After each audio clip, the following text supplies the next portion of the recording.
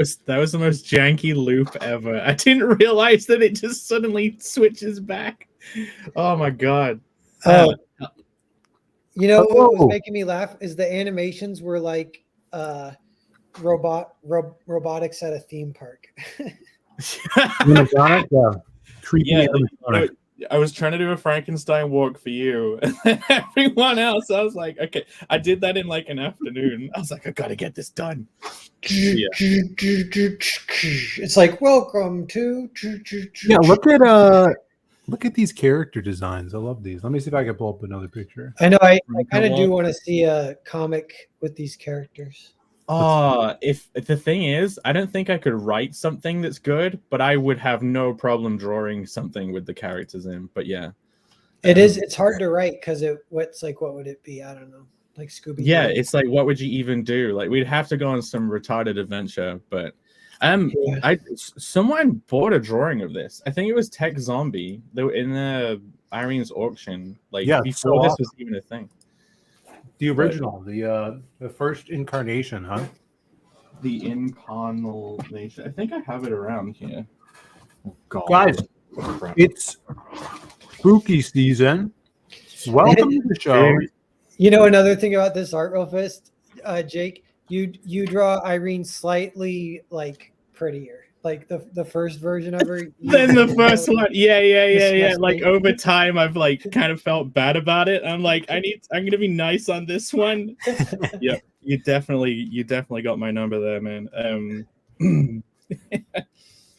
I think on the next time I draw her, I'll go full Asian on the one eye, because she said that when she was a kid she would cover up one eye and say I'm Polish, and then she'd cover up the other eye and say I'm Asian, because one of her eyes apparently, when she was a kid, was actually more squinty than the other. So she used to do that. Yeah, that's Bell's palsy. I don't think she had Bell's palsy. Yeah, that's like a disease right there. But there we go. Look, that's the original of him. Oh yeah, let me pull that up. Yeah, welcome to the show, everybody. This is the Creative Block, where we talk about creative things. If you guys nail that for the first time, hit that like. Yeah, send it. And subscribe. Mail it to text. Stop holding out on text.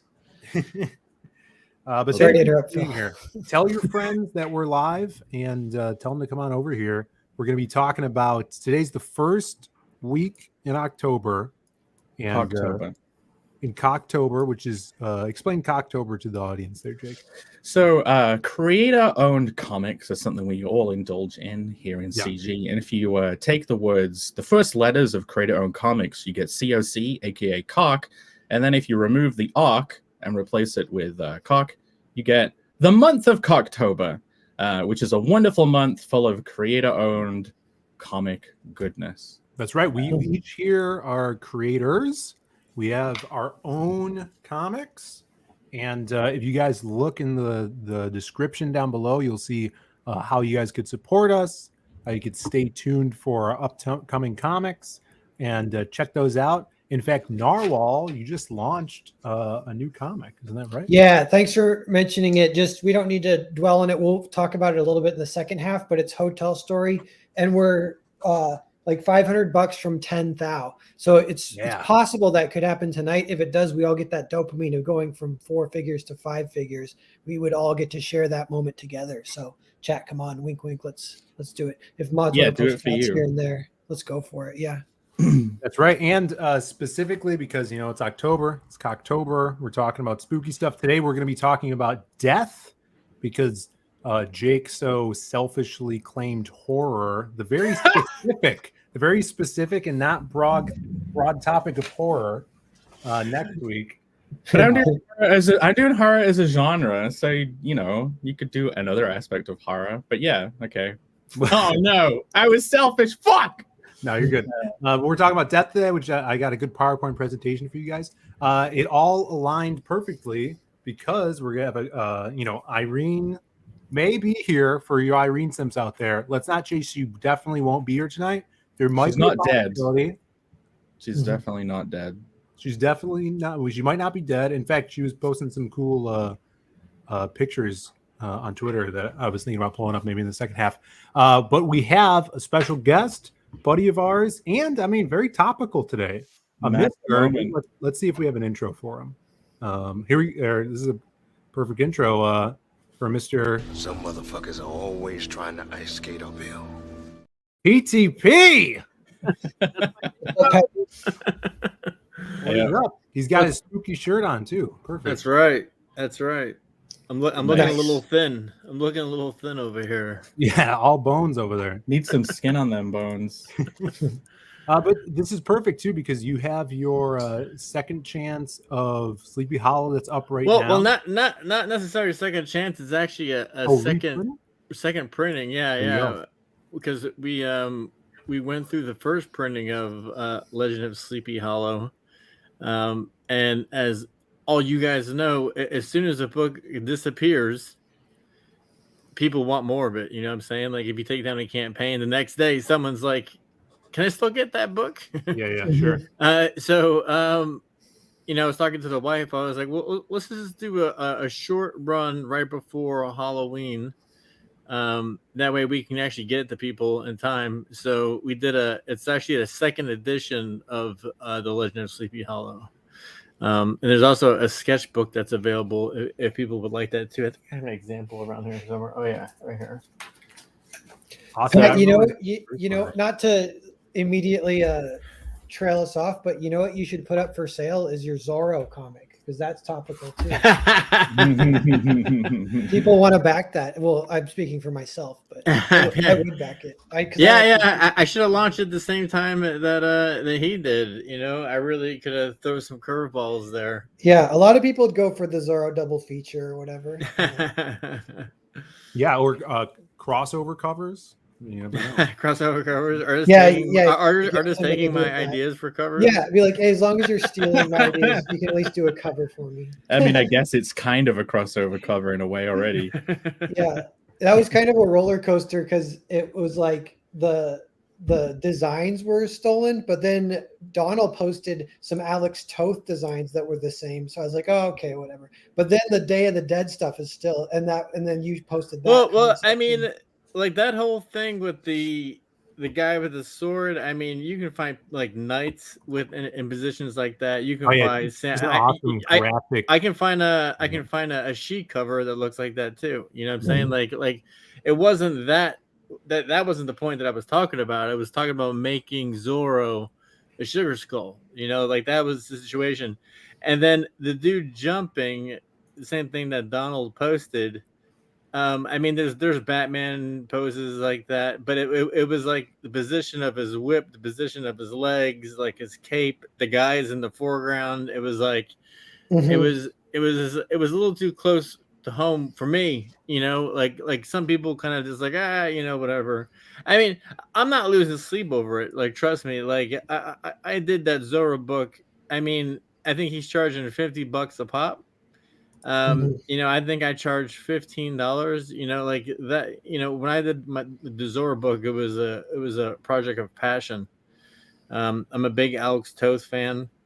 I'm a big Erwin Hazen fan who taught Alex Toth how to draw. He was my instructor at the Kubert School. So there's some lineage there why I wanted to do Zorro. It was just kind of funny. And I had some interactions through someone else with Sean about it. So it's like he was aware of the things like that I was doing. So, but it's whatever. I mean, like seriously, like I could shit in a box, and like Sean can shit in a box, and like infinitely people would buy Sean Murphy's shit in the box before mine because it's Sean Gordon Murphy. You know what I'm saying? It's like people just go nuts for that guy. So I think I'd pass on both boxes. Some people would buy it, you know. Some people would buy it, you know. Yeah. I mean, it's whatever. I've read his Batman stuff, so I know my Zorro story is going to be better than his Zorro story. So I'm not worried about that. Again, if you know this was more, I didn't do any variant covers. I think the dude had like 15 variant covers, something like that, like something insane. Like we didn't have any variant covers with ours. Ours is black and white, keeping it simple. There's the other thing they're selling that's interesting. It's like maybe $1,000 or something, and you get an invite to some kind of launch party in California, I think. Oh, really? Yeah. And I was like, that's a little bit. He did that with plot holes too. Like, pay $300 and you get a StreamYard session with him for maybe I could buy that and I could set up a booth and sell my Zorro. Yeah. It's $1,500. But I don't like that. Some of that's massive publishing. I'm sure they're doing a lot of that for him. They did, because it's like 15 variant covers or something. Well, it's interesting because we actually did get a cease and desist from the people who own the logo of Zorro, because Zorro is in public domain, but he licensed that logo out. And I looked into it, like the logo, and when I was talking to the people who own the logo, I was like, what am I buying here? Like, what am I leasing from you? And it came down to, it was just the logo basically, and I was like, well, fuck, I don't need the logo. I'll make up my own logo. Yeah, definitely. And then it kind of got derailed from there, and then I actually intertwined it with like the Johnny Phantasm universe. So it actually has a little bit to do with Phantasm. So I mean, there's room for infinite Zorro books. I just thought it was kind of interesting that those couple compositions and then the Sugar Skull thing was a little close to home for me, but it's whatever, like I said, like I'm not going to lose sleep over it. Like Sean Gardner Murphy will always outsell me. But that's not what me doing that book was about. I was doing that book for myself. One other quick thing is Daniel Warren Johnson released the Transformers issue 1, came out yesterday. Your boy Zach did a review and said it's terrible. So you're in a good position for Last of the Seekers to one up Transformers too. The stars are aligning. Yeah. Perfect. Yeah, and it's perfect Halloween time, talking about a Sleepy Hollow. We'll pull that up throughout the show as well, guys. I've seen some awesome mods in the chat. And hello to everybody out there. Snuggie, actually, shout outs to Snuggie Jr. gifting 5 memberships to the chat. Thank you guys for picking those up, and thank you to Snuggie for that. Snuggie Jr. in the house. Yeah, Snuggie killing it. As always, great to see you in the chat here. He's a Munster is here. We got Juju in the chat. Good to see you, Jules. As always, Zachary's here. Maromi, all the regulars. Paulus, Down Goes Solo. We do this every Thursday, and it's a rotating show between my channel, Hyper Wizards, Narwhal, and Irene. I guess she was forced out of the country for a couple weeks. She might be here. Yeah, she got deported. She's getting deported back home. Yeah, she might have really. But hopefully, no, not really. Hopefully we'll see her soon. Hopefully she's having a good time. But tonight we're talking about death. Dun, dun, all right.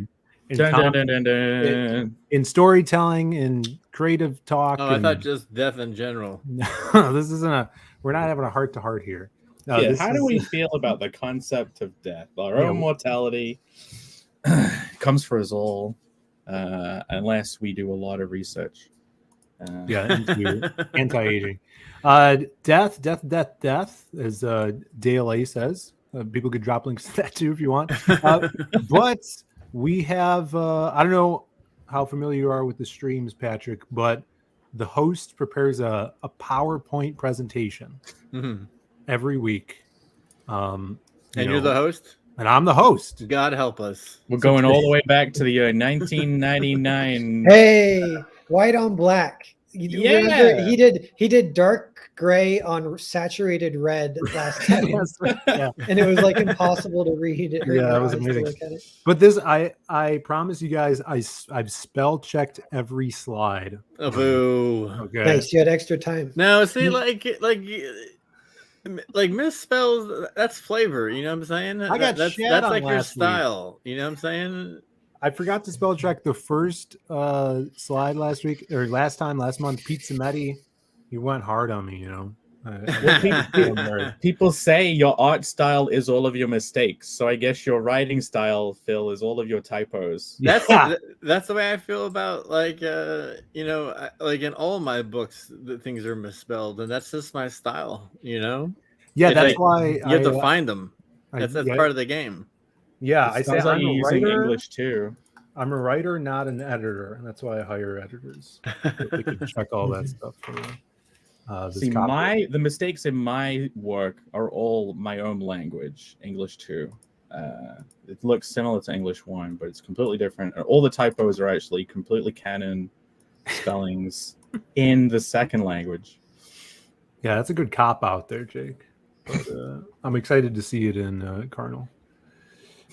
So yeah, tonight we're talking death, guys. Now everybody knows what death is, and but how can we use it as storytellers in stories?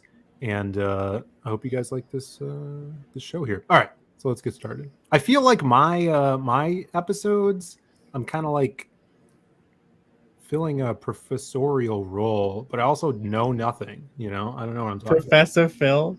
Yeah, Professor Phil, Dr. Phil, whatever you want. Vampire Phil this week. Literally, my girlfriend was out in the garage looking for anything for me to put on here, and she ran up. Came back with a perfect cloak. Perfect cloak. I got a shirt here. You can see. She just happens to have a vampire outfit.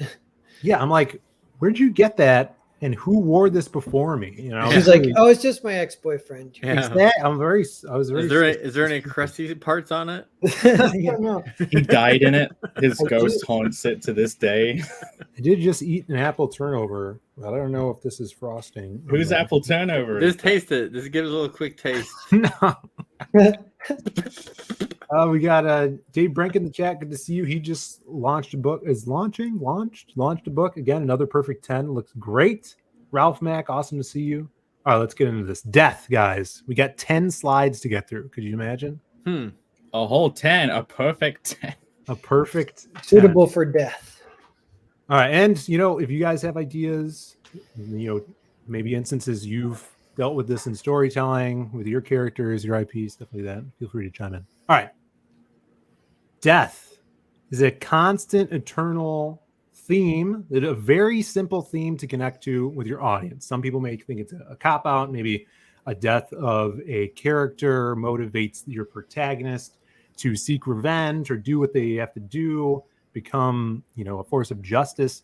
We see death constantly in storytelling, constantly used. Some people may think overused, but we're going to explore kind of like different ways to use it, not just the very simplest stuff.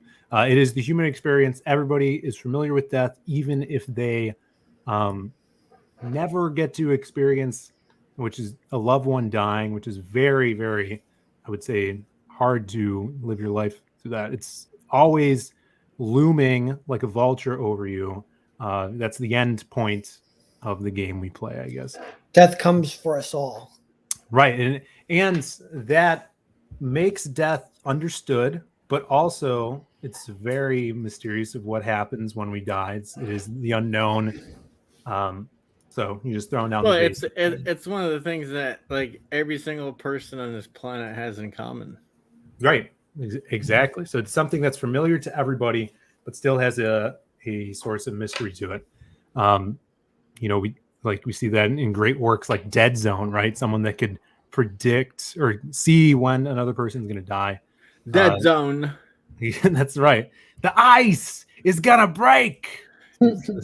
You're wasting coffee. There's still time. Christopher Walken, the god.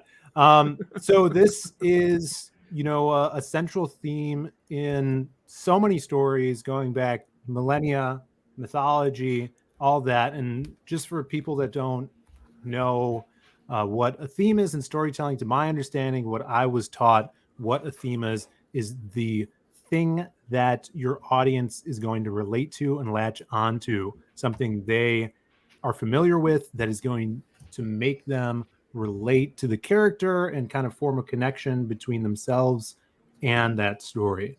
So that's kind of a little definition of a theme. All right. And got a little lady death there. Shout out to Brian Polito. Actual death. That's right. All right, more, I guess, like bullet points on death. It could be used as the ultimate consequence, obviously, and we see it throughout history in myths as an ultimate consequence, in tales of morality. So don't do this or you're going to die. A very simple thing. And then once we get into kind of the advent of religious stories and religion, of the idea of there being an afterlife, we come up with ideas that are things that are worse than death, right? Being tortured for millennia in hell, or being chained to a rock where a bird comes and eats your liver and it grows back every day. So death is kind of like a goalpost that can almost be moved after you get this idea or philosophy of there's being an afterlife. So if you have this afterlife where you're going to be eternally happy, you need the opposite of that, which is kind of a form worse than death, which are ideas that are played around in stories all the time as well. Yeah, even social ostracization can possibly be a worse fate than death. Like, I think some people would rather die than not be able to socialize with everyone. Sure. Yeah, people that are scared of public speaking, they're more scared of public speaking than they are of death. Oh yeah, that's an actual statistic. Sure. Yeah. Yeah. Phobias and stuff. This reminds me too. You can have like death, like if it's like a metaphor or whatever, but like robots dying, like, or like what would it be like if a robot died, like getting deleted, you know? But that makes me. I was trying to think of the example. It's from Blade Runner 2049 when the girl goes, like, she disconnects from the main computer, so then he has her in his pocket. But that's like, if that gets destroyed, then she's gone for good. And it does get destroyed. So it's like she just flickers out, but then she's gone forever. So that moment was like very emotional, but it's not technically death, but it's like very similar.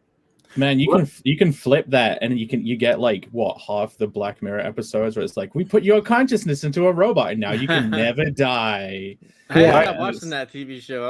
I was having weird dreams. We'll get to that too, like immortality compared to death, and how to use those in stories, and what that warns us, or kind of culturally presses through those stories as well, which is very interesting. You have death, which is basically a simple concept, but from that, what can we extrapolate from using this in character moments as well? Man, and avoiding death as well. There's in so many horror stories, it's the way that they've avoided death has made them lose their humanity still, and you get like vampires and exactly. We'll get into that. We got Julie Pascal in the chat. It's good to see you, Julie. Been a while. Awesome to have you in the chat. Awesome one is here, Henry Bemis. All right. See, we're zooming through these slides, guys. We're already on slide 3. Isn't this bad? Wait a minute. I don't know if the goal is to get through the slides as quickly as possible. Yeah, man, we're gonna be done. Phil's treating this like a high school presentation where he's just trying to get to the end. This will bring more, I guess, all day. Like Phil's been dreading like hosting this because it feels like he has to do this presentation. This is a presentation. Snuggie again with another 5 members. Thank you so much, Snuggie, and shouts to everybody who grabbed those up. Thank you. We have cool little emojis. I see Hellboy Hendrix spamming that bean emoji, the big bean, and Zachary the swiggity swooty, Pepe holding that booty up in the air. So you guys there for using those emojis. The big bean, what's that? In Britain, the little man in the boat. There's a company, is it Heinz in Britain? Is that real? Is that big bean real? I'll pull it up. The Heinz Big Bean. I don't know if that's real, Phil. But yeah, Heinz beans, he makes tins of beans, and I absolutely hate beans, and everyone over here eats them. And it's like, oh, even if you're in the same room as them, you want to throw up. But yeah, apparently. Here's the big bean. Whoa! This is legendary on our channel. We talk about the hard line. We also have the Shelby Robertson, a big staple of the hard line here. He sometimes we call him Shell Bean, and he's been drawn as a bean before. So So yeah, feel free to spam that bean in the chat. Appreciate it. Yeah, guys. that's where everyone has to eat those at Christmas here. Instead of a turkey, we get a big bean. It's the grossest thing ever. Everyone gets a slice of the big bean. Yes. Where do you live, Wizard? Yeah, England. I do live in rural Hertfordshire. I don't sound like it, but I do. Yeah, I was surprised. Like I went to Birmingham for a convention, and I went for the breakfast buffet. Oh yeah. And I was like, why the fuck are there beans here? Oh, like, why are beans for breakfast? I was like, I mean, I took a scoop because I mean I like beans, but I was just like, there was like sausage and eggs and the bacon, black pudding, and then there was like beans and tomatoes, and I'm like, what the? Okay, whatever. They probably had a pile of charred black discs of like black pudding that they have, which is literally just congealed blood that is cooked. Have you never heard of black pudding, you guys? No, yeah, I've heard of it. That's okay, disgusting. Count Phil would like it though. He's all about blood. Yeah, or someone says Jake is a hobbit. That's right. I am from the Shire. Literally. You're a Kiwi? No, that was filmed there, but it was based on the Shires over here. Oh, okay, gotcha. Yeah, deplorable. Disgusting. They outsourced the Shire for the films. All right. Sorry, we have almost 40 people in the chat. Thank you guys for tuning in. Again, links are in the description below. We're talking about death, people. Okay, this is death as a tool, and I kind of break down each one of these things. We've talked about utilizing kind of the storytelling tactic of the ticking clock, and this, we'll get into it, is kind of like the natural ticking clock. People use that in writing all the time. We'll get into that. Death as a ghost that haunts. Death in, as someone's fear. We see that a lot in villains fearing death. Death as a goal. Death is a curse or a rebirth, which is kind of cool how those go hand in hand. And then an impossibility, which I later changed to immortality, and we'll talk about that a lot. We see a lot of that in comic books as well, especially when you get into like mainstream stuff where you have these characters that are literally living forever, having characters that are 80, years old or more, but staying the same age. Like ever since the death of Superman, no one has ever stayed dead. Yeah, everyone has come back. I mean, like before Superman died, you had Jason Todd, you had a plethora of people who died, but as soon as Superman came back, death in comic books was pretty much anyone can come back. You know what I'm saying? Mm-hmm. I mean, Superman coming back, I mean, it ruined death in comic books completely. Yeah, I mean, it obviously, especially at that time, was a cash grab because comics were going downhill at the point that came out. Sounds familiar. Sure. And that just like everybody bought that book, right? And then the follow-up to that was just trash, and then they brought it back. And I liked the electric Superman. I thought he was pretty cool. Yeah, Superman Blue. Yeah, I remember when they did that. But I liked him. I liked the radioactive Superman. I thought he was pretty cool. Well, they did that whole like which Superman's the real Superman, which is going to take up the mantle. Where they had like, was it the Eradicator, who was like Terminator Superman, and Steel. Steel, who was cool. I thought he was a cool design to come out of that. Kid Kryptonite, which was Superboy with the leather jacket and the George Michael earring. Yeah. It's interesting. If you guys ever, I mean, I'm sure a lot of you have read that, but you want to see an entertaining video that's all about that. They did, Max Landis years ago did the Death of Superman YouTube video, and it's like an hour long. It's a good video. Yeah. Speaking of hobbits, it has Elijah Wood in it. Is in it. Hey, he plays the cyborg Superman. Yeah, that's right. Yeah, Mandy Moore, like all of his Hollywood friends. And was there ever a robot? Was there ever a robot Superman? Did Lex Luthor ever build like a robot version of him to compete with him, Dr. Robotnik style? So no, No, Cyborg Superman. He was he's made like Brainiac, wasn't he? Made like his parts of him was from like Brainiac, and he was in a compartment and he was floating through space or something like that, and then like the memories of Superman got downloaded to him, so he actually thought he was Superman. Right. And for a while, people didn't know he was a robot, like the readers, right? He was just this new guy. They called himself Eradicator, and then he turned. Once it was found out, he was referred to as Cyborg Superman. But yeah, that was during that whole '90s thing, which was really interesting. Also, another great video, if you have like another hour of time to watch, is another Max Landis thing. He was gonna be hired by DC to do a new version of the Death of Superman, of what he was going to do, and he couldn't do it because he had scheduling conflicts or whatever, but he pitches it all on video to a camera. It's really entertaining. That guy could pitch his ass off. Well, since we're talking about Max, he has a really good video about Triple H. Yeah, about being the best wrestler of all time. Yeah, those are the 3 great things he did. He actually wrote this Superman comic that I actually really liked too. Well, he also wrote Chronicle, right? Yeah, he did. Chronicle was his big breakout. If you guys don't know, that was good. Yeah. He like sold that for, at the time, he was the youngest screenwriter to sell.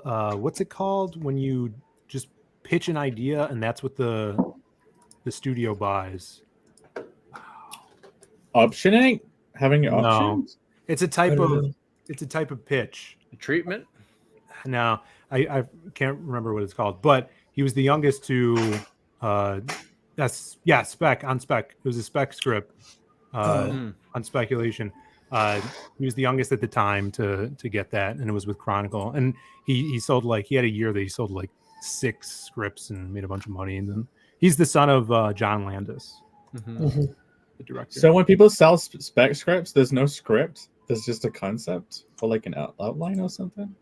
Yeah, I'm pretty sure that's what it means. Yeah, I didn't know that. That's so much for retard. Yeah, if your father's John Landis, it's a little bit easier to sell those. Sure. Yeah. All right, let's get into the death, shall we, boys? All right, let's die. This is the ticking clock. All right, death is definite, and so of course, you look at someone's life; it's going to end in death. Obviously, we all know that's coming. But if you shorten that period and your audience knows there's a looming time frame where this person's going to die, and one of the examples I put was Crank. Obviously, he has that tied to his heart, right? He needs to keep his heart rate above so many beats per minute, and so this bomb inside of him doesn't blow up or whatever it is, or he's injected with the toxin. Same concept with Suicide Squad, right? They're villains that are taken in by the government to shave off prison sentences, which, what was that? The Dirty Dozen is like that. And so they put that in Suicide Squad, but these guys have bombs. Originally, I think they had collars on, and then they, later adaptations, they've had, bombs injected into them, and Amanda Waller could just push a button, and at any moment, it raises the stakes and supposed to keep the audience on the edge of the seat throughout this. I always love the tension you can make with the bomb on the person about like how fragile the bomb may be, and it can accidentally go off as well. Like, it's not that if you do something wrong, it'll go off. It's like someone could be fumbling with the detonator or drops it, or it goes across the room and something might fall on it. There's that opening scene in Total Recall when they have those collar bombs when they're working in the prison. Yeah, and they have to walk past those special, I guess they're like sensors. And the one guy he hauls ass. He's like, "I'm going to go," and his head fucking just blows up. Exactly.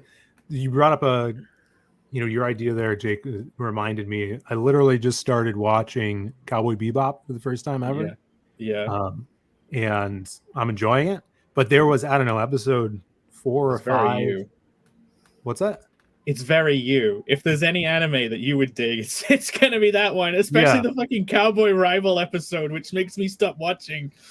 I'm excited, dude. The intro music is awesome. The intro animation's so cool. I started watching Trigun and Cowboy Bebop, and I like Cowboy Bebop better. Trigun, the character Vash is very silly, very anime-esque.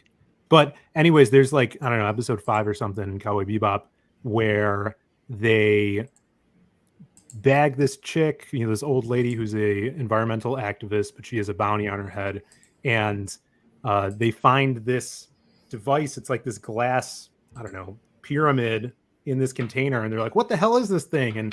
And Spike is trying to open it. He's like shooting his gun at it to unlock it, and all this time while someone off screen is explaining that it's a deadly virus. He's shooting it. That's the dramatic irony where we know what this thing is, but Spike's trying to get it open, and he pulls out his gun and he's going to shoot it, and it just builds tension, but also it's humor too because he's so animated about it, trying to. All of those moments really get under my skin in any piece of media. Whenever it's one of those, like, this is dangerous, but they don't know, and it's like becomes a vulnerable thing. Like it's just, oh man, the tension. Yeah, with the ticking bomb too. One example I thought of is if you get bit by a zombie. From that point, you're gonna die. Oh, so yeah, it's kind of interesting because they get to keep on living, and that's like in Dawn of the Dead. That's kind of the best example of it, the original, because the guy gets bit and he's like has an emotional moment where he's like, "There's a lot to do before you guys can afford to lose me." Like, yeah. Oh, and you can, oh man, zombie movies as well. When someone's been bitten and they know they're gonna die, you can do so much character stuff like that, like showing, are they a dickhead? Are they not going to tell anyone? Like, are they going to try and be really noble in their last moments of death? Are they going to become really selfish because they know that's a character really knowing that they're going to die and it's going to be final. And if they don't distance themselves, they're going to fuck everyone over. So there's like so many character elements that cover that. Yeah, and I guess you kind of get 2 for 1 with that with the audience, because the moment they're bit, the audience goes, "Oh fuck, he's fucking dead," but then he stays alive for a little bit. Then he dies for real, and they're like, "Oh, that was." What was it like? 28 days later, like where they turn into zombies like immediately? Yeah, when the guy gets dropped in the eye. Oh yeah, that part always freaked me out when he was like looking up and he gets the drop in his eye and he turns into a zombie like within like seconds. Bam. Yeah. Wait. The fucking drop in the eye thing in 20. Was there a way someone got cured in 28 days later with like a full body blood transfusion, or did I make that up in my head? I think that might be the sequel or something. I'm trying to remember. There was something like that.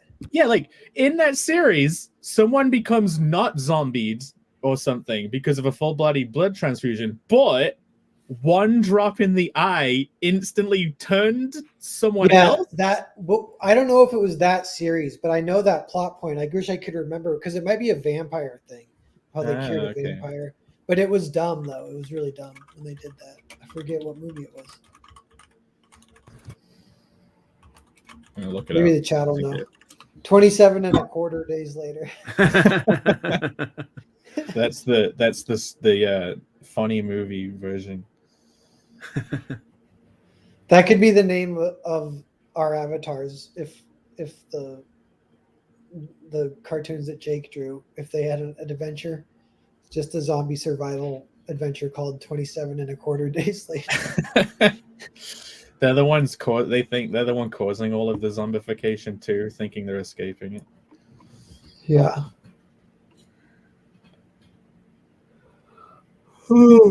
Oh, okay. I think it was a deleted ending. Phil, sorry. Phil, you're muted. I was like, what was sounds quiet? Thank you so much. I was coughing. I was turning into a zombie while you guys were talking.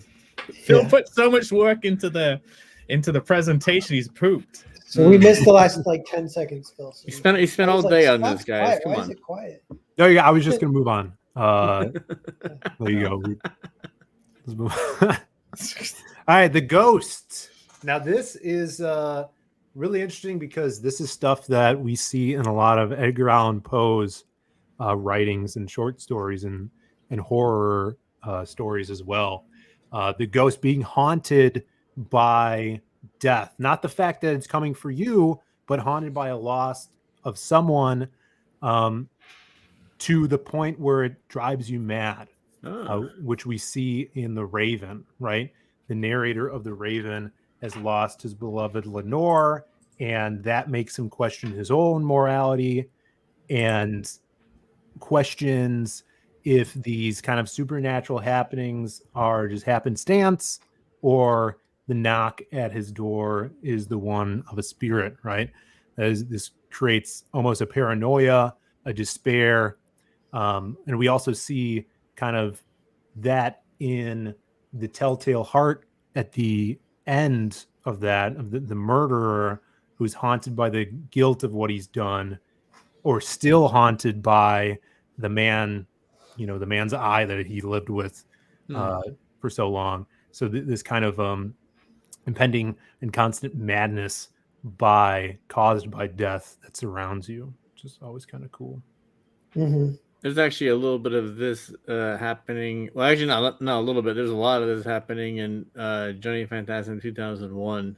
Really? I don't want to give anything away, but Johnny's haunted by a ghost basically through the whole book, and it's kind of like a comic relief angle.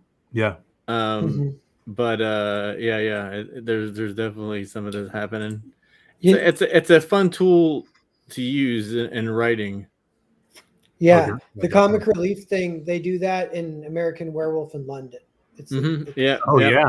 That was actually some of my reference points. Was that nice? Yeah, that's super fun. We got Jimmy Reyes in the chat. What's up, Jimmy? Good to see you. I got some comic relief out of a ghost once with writing, where they were kind of like a cold-blooded killer, and they would like snap people's necks and stuff, but they didn't know they were dead, and they were a ghost hanging around with people, and they would constantly try and kill people by snapping their necks, but he never did it. He could never do it. Oh, because he was dead? Because he was dead, and he was a ghost, so he couldn't fucking manipulate people. Actually, like, what's that movie, Frighteners? Like, that whole movie is like ghost comic relief. Like, this whole thing. Yeah. Definitely. Fantastic movie, by the way. If you've not seen it, I'm sure everyone has, but Frighteners is fantastic. Yeah, I remember that fondly from my childhood. I need to give it a rewatch. That's New Zealand. That was made in New Zealand. Peter Jackson. Yeah. That guy loves that place. Lord of the Rings. Yeah. Pretty cool. We did get a super chat. Nail Bunny for $5 poses a question: would you rather know how you're going to die or when? Also, worst way to kill a character, and why is it when you kill the dog? There you go. Some questions for the panel here. Would you rather? Can you leave up the? With the dog thing? I know it's like because I wrote Cerberus recently. It's like dog, and I do notice. Nope, I don't think any dogs die, but I was aware of that. That even if I kill a dog, I have to be aware the audience is going to be freaking pissed. So like it has to. You almost can't, but you have to still get the stakes. But the stakes are there pretty intense because people really don't want to see a dog die. But the reason is it becomes like a metaphor for humanity. So it's almost more human than human. So you're more sad. But it's not what some people say. Like sometimes conservatives, I hear them say like, it's dumb that people are more sad when a dog dies than when a human dies. And I'm like, bro, they're thinking about humanity when a dog dies. So right.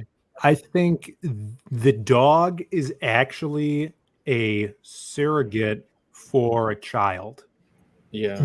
Because no one wants to put not even a child, a infant, a baby, no one wants to put someone killing a baby in a story. The innocence. Yeah. It's innocence. It's humanity is supposed to be taking care of this feeble thing. And that is why that's so impactful. At least in a comic, you don't have to do the sound. Like if it was an animation or a film and you have that kind of like desperate dog dying sound, which is always horrible to hear. Yeah. It's hard to play Wolfenstein 3D and Resident Evil because of that. But I got over it. Oh God, yeah, I hate that. Yep. Put it in having to kill dogs in a video game and they still put the noise in. Yeah, so I mean that's the dog thing. I think personally I would rather know when I was gonna die. Rather than how. Yeah, because who cares how? unless they're like eaten by a bear, and you're like, shit. That sucks. Well, I think both of that knowledge would kind of define your life from that point, right? So if you knew how you were going to die, you'd spend your life trying to avoid that. Yeah.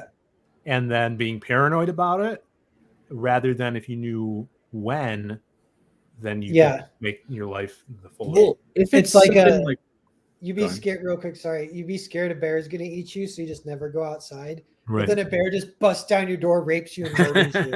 Shit. It never mattered. Yeah. Like if it's just like something bullshit, like a heart attack, you're like, well, that doesn't give me any information to work with. Right. That can happen anytime. But like, I've played around with the when before in like time travel stories. Okay, imagine you knew when. Like that, if this really would impact your life. Now, if you know it's in 10 years' time, you're technically you're invincible now. It would almost change your personality. You'd become like such a daredevil in your normal life. But then as it got closer to the death day, you'd be like, oh, fuck. Like you go through so many emotions of like, it's coming soon. I don't have enough time. Pick what you do with the time. Like that would have so much of an effect on you. There's one of the King Arthur tales is about that. It's the Green Knight, where he makes a bet with the Green Knight, like you get to each have a blow to try and kill the other guy. And so, because the Green Knight crashes the party, it's like Christmas party for King Arthur. But so then Gawain, he's like, I'll do it because it might be a trap. So I don't want Arthur to do it. So he goes up and he chops the Green Knight's head off. And then the Green Knight picks up his own head and he's like, now it's my turn. But I'm not gonna do my blow to you now. I'm gonna do it in 1 year in my castle. You got to come to me. And then he leaves. So then he has 1 year to live from that point, and he has to go to that castle. And he's a man of honor, so he does, and blah blah blah, and other stuff happens. But that got made into a movie, and the movie was stupid. But the fairy tale's awesome. What about you, Patrick? I would say, I mean, I'd have to agree with Wizard. I think when, it's like if you knew when, you could probably get pretty buck wild until then. You'd be able to do as much drugs as possible. You'd know you'd never overdose. What's the first thing you went to? I don't know if it makes you immortal. Well, in a way, it does. I guess, yeah. If that's the world we're living in. Yeah, great question. Really appreciate it. Oh, and since it's a super chat, you get a bonk. Everybody enjoy the bonk. Here you go.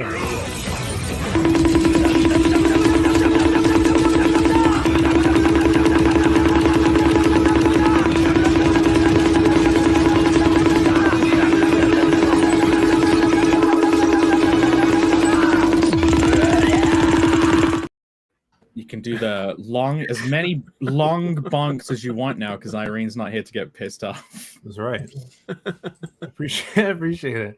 I think the kind of ghost aspect of death has some relation to the actual, like, we see this in Sleepy Hollow, do we not? With kind of the looming aspect of the Headless Horseman being a legend in the town as well, and the paranoia from Ichabod Crane. Yeah. Well, I mean, what's interesting about the story, I mean, and first of all, this is America's first horror story, by the way. Right. What's interesting about this story is, I mean, a lot of us saw the cartoon like when we were younger. We all saw the Tim Burton movie, I'm sure, but a lot of the book is about Ichabod in this town, and about him and his relationships with the people, with the women. He liked the women quite a bit. And it's about him mingling around with the people, and the Headless Horseman, he only kind of hears about here and there, and it's at a party that he hears like the tale of it, and that's when he gets kind of freaked out about it. So it's what's interesting about the town of Sleepy Hollow is there's lots of stories of fairies and goblins and stuff like that in the woods that people were always constantly talking about. But it isn't until the end of the story when the headless horseman actually like shows up. Yeah, and the fun part is at the end of the book, like you don't know if Ichabod died or not. He just he just disappears. Like I don't want to, I don't want to give the story away if people haven't read it before. 200-year-old story. Well, some people still haven't read it, believe it or not. Spoiler warning. Yeah, spoiler alert. It's a classic. It's perfect for the season. The thing I love what we're doing about this campaign is these new printings are going to be done for the holiday as well, is what you're trying to go for.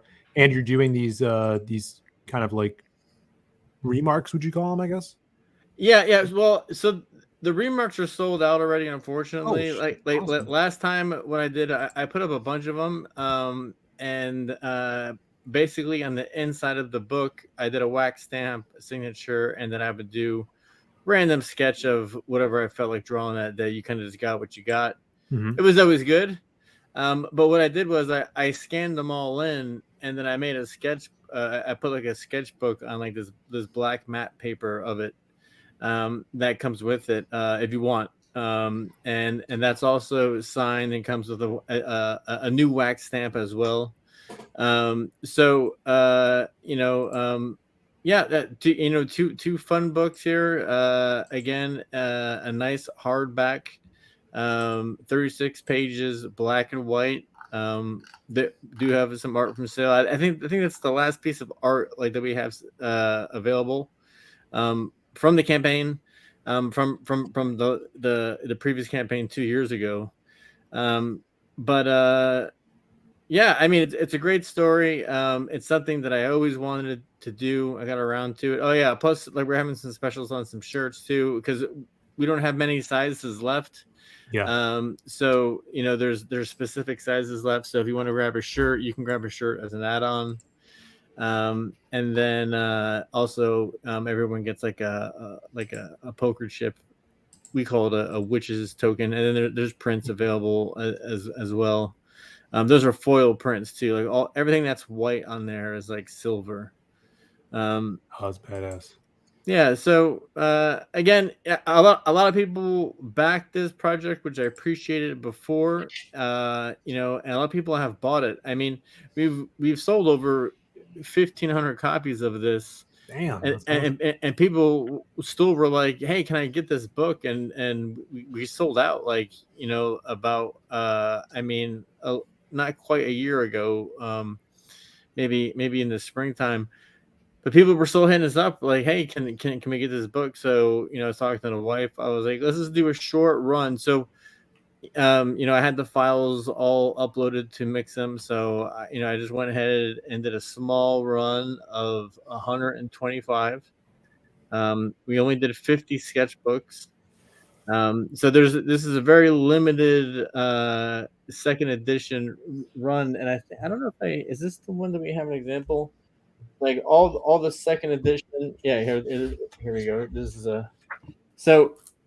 we have a new stamp that is in this one that wasn't in. It's a pumpkin, and it's signed. Nice. And then all the second edition books get a special little stamp in the back of the book. That's so cool. Like I have the from the first printing. The print job is so professional. The thing that I love about stuff like this, what you're doing with this, Patrick, is you're keeping the American culture alive. Like that's right. People are like, "Oh, America doesn't have culture; it's everybody else's." This like, yeah. I mean, here's an example of this. Some of the sketches that are. So these were some of the remarks that I did in the previous books. Nice. Yeah, I scanned in like kind of like my favorite ones. So I mean, if you like classic stuff, like I mentioned, getting it for a kid, it's a great kids book. It's a great adult book as well. I say get if you bought one last time, get another one, donate it to a library. Get some CG books in the library. Ain't nothing wrong with that. And then this whole thing is going to be segue to our next what we call Riot Press Classics. Next, we're going to be doing A Christmas Carol. Nice. And that's going to be all in my style. It's going to be steampunk. Not Renaissance Fair steampunk, real steampunk. And I was talking about steampunk, guys. It's like cyberpunk, but with more steam. Picture that. Top hat, goggles, all that. The Renaissance Fair has almost ruined steampunk, and what we're gonna do is we're gonna try to make it cool again because, when Cliffhanger came out, that Image Comics line, steampunk was one of my favorite comics in there. Yeah. But yeah, so we're gonna do a steampunk version of A Christmas Carol, a little on down the road. So this is kind of segue to that, and that's perfect too because that involves ghosts and death as something that drives you mad and that looms over you, which totally wraps into the thought. Yeah, I was thinking about Christmas Carol. If he just got PTSD from the whole thing, and now whenever he goes to sleep, he's like, "There better not be a ghost tonight. There better not be." Or every Christmas, he's like, "Was I good enough this year? Are the ghosts gonna fuck with me again?" Yeah. His doorbell rings and he shouts, "Ah, no, not this time of day, this time of the year, exactly at my door." Yeah. Let's see what people are saying in the chat here. Steampunk. Eric Huffle says real steampunk is like 20,000 Leagues Under the Sea. Yeah. Well, Yeah. that was it was a toss up. I was either going to do there was a couple books that I was looking to do. I was going to do an Edgar Allan Poe series. Yes. I was looking at doing 20,000 Leagues Under the Sea as well. And then I was like, I liked the idea of doing like the holiday thing because Sleepy Hollow, obviously a Halloween story. So I was like, let me do like a really badass like A Christmas Carol, just something black and white, super. Well, I mean, just super cool, just make it look awesome. So. Yeah, Eric, we'll get to 20,000 Leagues one of these days. I promise. It's a long story. Yeah, I know. Well, that was another thing too. I was like, because I was looking at books like Frankenstein, and I was like, oh Jesus. Yeah. So I was looking at stories that were kind of on the thinner side. You know what I'm saying? Sure. Noel, I know you recently watched, you've been reading some Junji Ito stuff. Junji Ito, I wanted to mention this to you, apparently did an adaptation of Frankenstein that you might want to check out. Yeah, that could be sweet. I mean, to be honest, like after Bernie Wrightson, it's like what else can you do? It's like he killed it. He did such a great job. I think the last Christmas Carol I saw was that weird Jim Carrey movie where he played like everybody. He was everyone, and that was just I think scarred me a little bit. His nutty professor is like, I'm gonna do Christmas Carol, it's all gonna be me. Yeah, exactly. And it was at that weird time where it's a CGI movie, right? So remember that Polar Express movie where everybody was I'm trying to forget it. It was like Uncanny Valley with the character models. Yeah, it was just creepy. That's how that was like Final Fantasy Polar Express era. Yeah, Titanium. That era. Yeah, that was a bad era of. Well, I mean, you got to try it. I mean, you got to do it, so you know how to fix the mistakes. You know what I'm saying? So it's like those movies had to be made so they could invent deep fake. I don't know, but whatever they did. Yeah. Was that the same era? Avengers or something. But is that the same era as the 3D Beowulf movie as well with? Angelina Jolie. It's the same director. Robert Zemeckis did all of those, and then Spielberg did one. He did the Tintin one, which is maybe the least weird, actually. But I actually yeah. Well, it's too. funny. It's like with all those movies, if they just would have went a little bit more cartoony, like I think everything would have been fine. Yeah. But true. they all had something to prove, you know. It's like they were trying to make it look as real as possible. But again, it's like you kind of have to like make those mistakes so you can kind of get better at it. I'm not even sure if they've even done it. I'm not sure if I've seen like CGI that is completely convincing yet. Mm-hmm. I mean, like, what was that? Rogue One? Like, remember Carrie Fisher at the end of that? Yeah. It might It's never be. like with that whole budget that Disney had, it's like they couldn't get Carrie Fisher right, you know? Yeah, but you know what? It seems like what is passing the uncanny valley a little bit is just AI, which is not exactly CGI. It's something different, but that can kind of trick you a little bit. Oh, sure. I thought Thanos was good for what it was when I saw the film. But he's still that's like Patrick's point, right? If you just stylize it a little bit, Right. it suspends your disbelief. It doesn't feel, you know. Yeah, because he's never going to look like a human, right? I actually know that the guy who worked on Thanos and all both those movies. He works with me on Ramen Toys. He does some of the sculpting for us, but he did every single muscle on Thanos, every single pore. He invented that like that weapon like that he uses. But yeah, there was one guy that worked on Thanos. There was one guy that handled all of it. It's like there was one guy that made Gollum as well. Like Bay Rate for Weta Workshop, I think, invented a bunch of the systems to make Gollum work with Andy Serkis's face. Keely Chow's in the chat. What's up? He says, "What's going on?" We're talking about death tonight, everybody. Let's get back into it. So this is we're going down kind of like different ways you could use death in stories and how it has been used and the different, I guess, archetypal meanings that come out of it and themes. So this is death as a fear. We usually see this in a lot of villains, whether it be Disney villains. Voldemort, his big thing is his fear of death, right? And it's a motivation for evil. It could also be thought of as aging. See a lot of witches and old folk tales trying to fight age, being very vain, and in reality they're super ugly and put on their guises of a beautiful babe, but in reality they're a witch. This is to reject death is to reject humanity. So you're turning into something that's not human. You're a monster. We see this with vampires. Most of the time, people that try to defy death, it takes a bit of their soul or humanity away from them. So they have to sacrifice themselves to keep living on the human plane, which ultimately makes them not human, right? They turn into something that is off from humanity.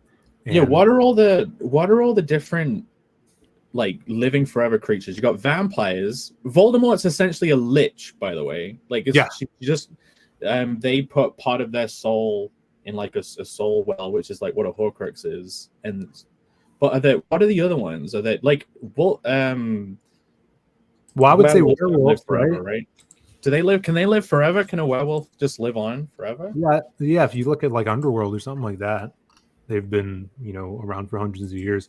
So I would say werewolves and kind of anything that really defies aging is like that, where they have something where it takes part of them and separates them from humanity. So we're at a point they can't even relate to normal humans anymore because they've given into whatever thing. Maybe it's an act that they have to do, drinking. Yeah, but then again, like look at old school Peter Pan and Lost Boys. That's true. That's a good. It's like those kids, weren't too crazy. Yeah, I think that's another thing where it's like Rufio. Well, did they grow? That part of the humanity they lost is they're becoming mature adults, right? Like they got frozen mentally in a way, like developmentally. Like that's Right. like part of being a human is like growing and maturing through the different stages of life. I suppose you could say that's a bit of humanity they gave up, but yeah, I would say they were never going to be able to live the whole aspect of being a human, right? Because it takes away your aging process and potentially death, right? And so they would never experience anything but adolescence, and you're stuck in this spot that gives you no responsibility. You takes the responsibility away from your life. So if you're a child forever, you have no responsibility. You do whatever you want. There's no one expects anything from you. Sounds So nice. that in itself is trouble. I mean, it sounds nice, but you know, life as a house cat. This is fine. I don't have to do anything. And well, then what's a Benjamin Button? What kind of mythical a freak of life-cheating nature? Yes. This is a godless creature. I don't know. Benjamin Button. Did anybody see that film? Yeah. That was another one with some of that weird, like CGI. Yeah, that's another CGI film. That's a good movie. I never When that little baby died at the end, a little tear came from my eye. Yeah, they meet in the middle. That's like the tagline. Yeah. Is that what it is? They meet in the middle. Yeah. Well, it's funny. I mean, like not to go on a rant on that movie, but that is an interesting part in that movie where the love interest and him, like obviously she's getting older, he's getting younger, and there's like a part in the movie where they're at the same age, and they realize it. They're like, we're about to at the same age right now. That's when they bang. Well, they meet in the middle. It's when they start banging regularly. I think there was a part. I think there was a part where she bangs him when he's still a little old looking. Throws his hip out. Yeah, I broke his hip. Not worth it. Just Brad Pitt with some like plastic on his face to make him look old. I don't know. It's a great movie. Let's see what people are saying here. Highlander. Paul brings up in the chat. Highlander lives forever, but you're sterile and drawn to kill other immortals until only one is left. So no one wanted pregnancies. You can spend all day on Tinder and it doesn't matter. And you just gotta have some sword fights out in the Scottish fields. And you can blast Queen whenever you want, right? That's how it works. Yeah, Highlander. A lot of people like. What do you guys think of Highlander? It's fantastic. Highlander 2 is good as well. I forget, how did Sean Connery come back in the second one? I don't remember. I don't remember either. I think I've ever seen the second one actually. I can't. I was trying to think of it the other day because I remember obviously he's in the first one, but he's in the second one too, and I can't remember because spoiler alert, he dies in the first one. Right. But I don't remember how he came back. I don't know. I mean, because I guess it's because he's Sean Connery and he can just do whatever he wants. Yeah, I mean he can slap whoever he wants. Yeah. Rip Sean Connery. You know, Hellboy Hendricks says Deadpool. Like, yeah, technically, can Wolverine ever die? Well, he died in the movie. I'll get to Deadpool's a big one on the list. Wolverine, also another kind of archetype that obviously has a big theme of death. Not being able to obtain death is a very cool and kind of like, I don't know if we would call it modern, but it's definitely a twist on storytelling and stuff like that, which we'll get to in a second.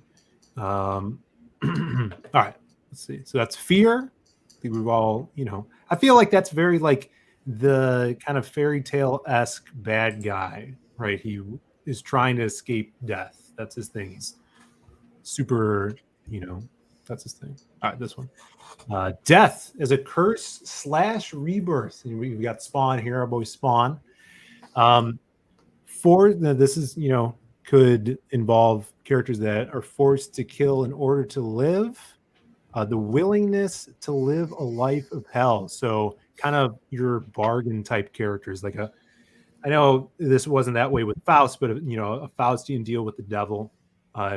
Big character that comes to mind is Spawn, a character that's died, makes a deal with the devil to come back in order to see his love again. Which at the core, I love that concept. Well, also all dogs go to heaven. And Constantine, right? Yeah, sure. I mean, stuff like that happens all the time. And Jake's hedgehog. That's right. Wait, does he die? Wait, he has a doesn't deal he with. get hit by a car and then brought to another world? Oh yeah, you go to another. They're like, you saved a hedgehog, so we're gonna give you a new life. Yeah, isekaiing. You get isekai. This would be your kind of like isekai thing where a character has died, they're brought back to life, to walk amongst the living again.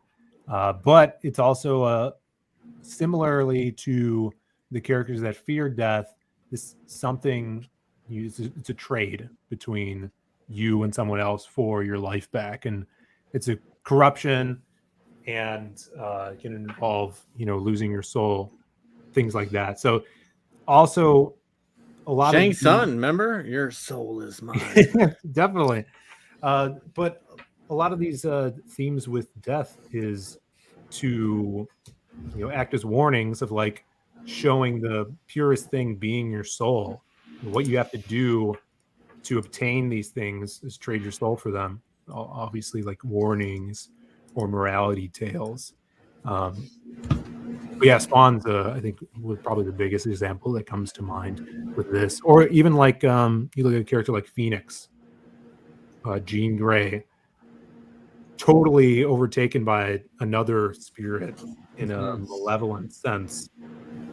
And perfect name for her is the Phoenix with the rebirth thing. The rebirth thing, if someone's like, you could totally do a ripoff of Quantum Leap, like Groundhog Day style, where it's like someone is cursed that every time they die, they get sent to like a new world or a new life in time. But like they could be sent to a new world, and then you could like have all these different stories of the world they end up jumping into, and like they're gonna die at the end of it and then get sent to another one. Someone could do something creative with the Quantum Leap style thing. I love Quantum Leap in the beginning. It's like in the future in 1995, time travel is possible. and then basically, what's his nuts? Ziggy. Yeah, Ziggy is just like a big like iPad, and it's like I remember it seems so futuristic at the time, and it's like now here he's tapping away on physical buttons, and the tiny little screen is giving him all the information. Like, the words are going past super fast, and he's like reading them to get all that information through. Yeah, this is the best one. You see the yeah, I'm retarded. Yeah, that's so good. What was I going to say? Oh, it's interesting too. You have like the rebirth thing, right? The biggest kind of notable resurrection in earthly culture, Jesus Christ, right? It's rebirth. JBC. He rises again. But at almost every other instance is like a bad thing, right? Yeah. Like who you're talking about zombie Jesus. I'm the zombies, but anyone else that's really been resurrected, they come back evil, except for Jesus. Well, I mean, because he technically isn't a human. He's like God. That's like, I'll have a go at this whole human thing for a bit. And then when he dies, it's like, that was fun. Yeah. Yeah. Is there anyone else, any other like myths or anything where someone comes back and they're not a zombie? Besides like comic books, I mean, like Superman goes back. Neo in the Matrix dies. Neo. And then he comes back as the one or whatever, but he has to pass through like death, kind of. I see, and that's very much a Christ. Yeah, totally. Like thing. So yeah, like that's like the whole myth genre, right? Like, and the original myth is like religion, the chosen one. Yeah, but he also dies in number 3 and then somehow comes back in number 4. And we don't. we don't talk about this. Like, remember how perfect the first one was? It's like, why can't you just end things? I mean, I know it's because money, Patrick. We need to make all the money. I understand that, but I mean, man, it's like that could have been like a Casablanca, type movie. Like if they just just ended it. Yeah. Yep. Dale says Goku. I'm not familiar, but Goku comes back. Does he die? I thought does he just become a giant monkey? What? Do you not know this? Yeah, from Dragon Ball. Do you not know he becomes a giant? Okay, maybe it's is that even? I don't know. I'm not too familiar, but is that Gandalf when he becomes Gandalf the White? Does he actually die, or does Gandalf the Gay? Yeah. No, I would say that too. It's a good observation for a resurrection. He forgets who he is, right? Like he's because he's gone for for him, he's gone like 10,000 years. So it's like when he comes back, that part of the story I thought was fascinating. It was like he was gone for such a long time. He like forgets who he actually was once he gets back to this point, which like when you're gone for like 10,000 years, it must seem so meaningless. Like to get back at that point, you're like, oh, I'm back here. Yeah. Wait, we're trying to like get the ring or something. Yeah, like we're still trying to do this. But yeah, when he falls, like he's gone for like thousands of years. Yeah, that was badass though. Yeah. Those movies are sweet. Speaking of, yeah, they're all right. Joseph says Dead Man. I've heard of him. Yeah, Dead Man does die. He's a circus guy, right? And he falls and dies or whatever. And now he's Dead Man. There's also a very obscure DC character, literally called Resurrection Man. If you guys ever read this book, does he resurrect other people, or does he get resurrected? So I think he's from the 80s. The only reason I know about him is because when I was collecting him, they did New 52. They brought him back for his own title, and I was picking up the title. So his thing is he's just like this regular guy. He's got like white hair, but it's almost like a mutant ability. But he has the power to, anytime he dies, he comes back to life with a new power. Oh, wow. He's quantum leaping his super abilities. Right. So, and sometimes the powers suck. Sometimes they're OP. It's the writer's dream. That sounds really fun. That sounds really fun.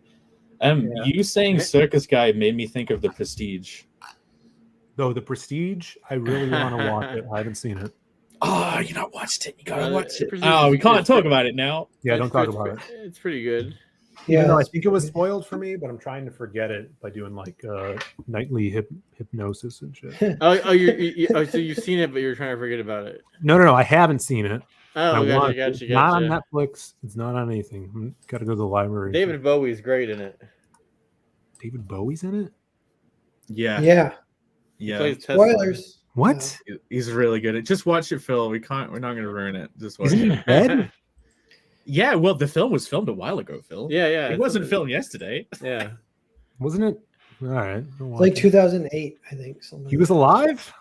There was another magic movie that came out at the same time. The Magician. There was another magic movie that came out. It starred Edward Norton. Yeah. It was a similar situation with you and Sean Gordon Murphy. At the same time. That happens all like what was it? Tombstone, amazing movie, my favorite film, came out the same year or months apart from Wyatt Earp. Yeah, the same events, right? Bug's Life, Ants. Yeah, and Volcano and Dante's Peak. I mean, even if you look through comics too, like Swamp Thing and Man Thing came out 6 months from each other. X-Men and Doom Patrol from Marvel and DC, and just back and forth like that. Didn't the same kind of thing happen to Don Bluth films and Disney? I just can't remember the specific ones. Probably. Yeah. Don Bluth's Disney did The Great Mouse Detective at some point. That's my information for you. Yeah. The Illusionist. What about Deer Man? Good to see you. Illusionist, yeah. Hey, Deer Man. Where have you been, Deer Man? Don Bluth's Aladdin. Just make up Don Bluth's ants. Well, if Don Bluth did Aladdin, Jasmine would have a huge rack. Because Don Bluth, do it, make it. And her voice, she talked like this. She would, dude. If you ever see I was a huge fan of the game Dragon's Lair, the arcade game. Yes. The princess in that is literally wearing like sheer curtains as her dress, and you totally see basically she is actually one of the things that always pings around in my head whenever I'm designing any of the female characters. I can never make it anywhere in that game. It's hard. It's all memorization. I'm lucky because our arcade that I work for, you don't need coins. You just pay $20 and you get to play as much as you like. So it's all in free play. So you could just grind that game if you wanted to learn it. It's all memorization. Do you guys serve alcohol at your arcade? We don't. We don't. Missed opportunity. There's a bar down the block. We're also trying to open up something with a bar. So we'll leave it at that. But we got 950 games. What more do you want? I want a beer. Generous, all of you. Feels like no alcohol. If I can't have it, no one's having it. What's up, Ghost House in the chat too? What's up, brother? Speaking of Ghost House. All right, we got three more slides, boys. Hang on. All right, you're almost there, Phil. We're almost there. And then we all die. That's the ticking. It's a ticking clock. Go back. We gotta go back. That's an Adam Kubert drawing right there. Yeah, pick this off. Wolverine, of course. Immortality, right? A man out of time. Now, this is, depending on how long this character has lived, you get to a point where he's basically a foreigner because he's a man out of time. He's things that, and this is a perfect example too, and that's why I have it in the last line here. These characters pair well with characters that ground them in the time that is modern. So I think Jubilee or some other character, Kitty Pryde, a young, sprightly character, pairs great with Wolverine because they could bounce off of each other. You have that, kind of the old era character paired with a modern character, which is really smart. Now you're making me think they should do a film where it's like a superhero team from the 80s that's all the old style, like all the old style outfits, attitudes and stuff. They're and doing like the that. way They're doing X-Men 97. But the yeah, way but they got defeated in the past by like the villains sending them to the future or something, and now they're in the modern times and they have to like pick up where they left off. But that's cool. I see what you're saying. Yeah. Kind of like that scene when Austin Powers is like, he's like playing with the Reebok shoe, pumping up the shoe, and it blows up. It would be kind of cool if you had like a 80s fucking day glow superhero team they're sent to the modern era, and like they got defeated, and the world they're in is kind of like overtaken by like Lord Business or whatever, and now they're like trying to defeat AI and all this shit. And instead of smoking cigars, like Wolverine has to have like a vape pen, and he's like, what's this? What is this shit? We don't allow smoking in the X. You could almost add like another layer onto it, where the world we live in now is the creation of that evil supervillain, and like oh, life kind of sucks, it's a drag, but everyone in that world is actually likes the life they have that's been created by Lord Business or whatever, and they're just kind of like ruining everything for everyone by trying to take it back, and they're like, stop it, like, no, it's better like this. Yeah, there's a lot you could do with that concept. They did something similar to that probably within the last 10 years of X-Men, when they took the original like first class X-Men in the comics, the 60s X-Men, and brought them to modern times. But I mean, I haven't read it, I haven't really heard anything about it, but I would imagine they didn't really explore all the fun stuff you could do with that. I think I remember them introducing that like snowy Iceman, telling him he was gay and stuff like that because he wasn't back in the day, and all that sort of stuff. That's where funny. Oh, by the way, Bobby, you're gay. What? yeah. But I love the V. But something like that, Jake, would be so much more fun with an independent IP that isn't. No. I mean, you would make it up. I was imagining it was an independent comedy film idea, and you make up your own fun team. Yeah. Like, I don't know, if you want to do it, Phil, you can do it. Well, I got too much stuff to do, but I'll do it. It sounds like something like Mark Miller would write. I'm gonna play around with that. That would be fun. All right. So this obviously immortality mirrors and reflects mortality. So it's a foil. They're foil for each other. So an immortal character is going to embellish the loss of things and scars that stay with him, even more because he's lived for so long. He has so many more scars. Even you could play around with memory loss too, right? You see that a lot with characters like Wolverine, where they have so much memory that they forget things that have happened. Yeah. One thing about that is the character that starts, what's it called if you can't remember stuff? Amnesia. Yeah. I think that maybe the era is ending, but that was the most used trope for like 20 years. Yeah. And so I kind of got real sick of it. But, well, I remember too, when I was a kid growing up, all those 90s sitcoms would do that. Like there's an episode of Full House where Michelle gets amnesia and she can't remember any of her family members for an episode. And it's so sad, yeah. So yeah, that's true. They've used that a lot. The amnesia thing is like fish out of water for free. You just get to have fish out of water anywhere. So you get to just have all the exposition of anywhere delayed. The best fish out of water movie is that one where the caveman wakes up. Ponyo. Encino Man or whatever. I don't know. Oh, Encino Man, that is fantastic. Yeah, Brendan Fraser, Pauly Shore. No, we didn't ooze. Yeah, that was a great movie.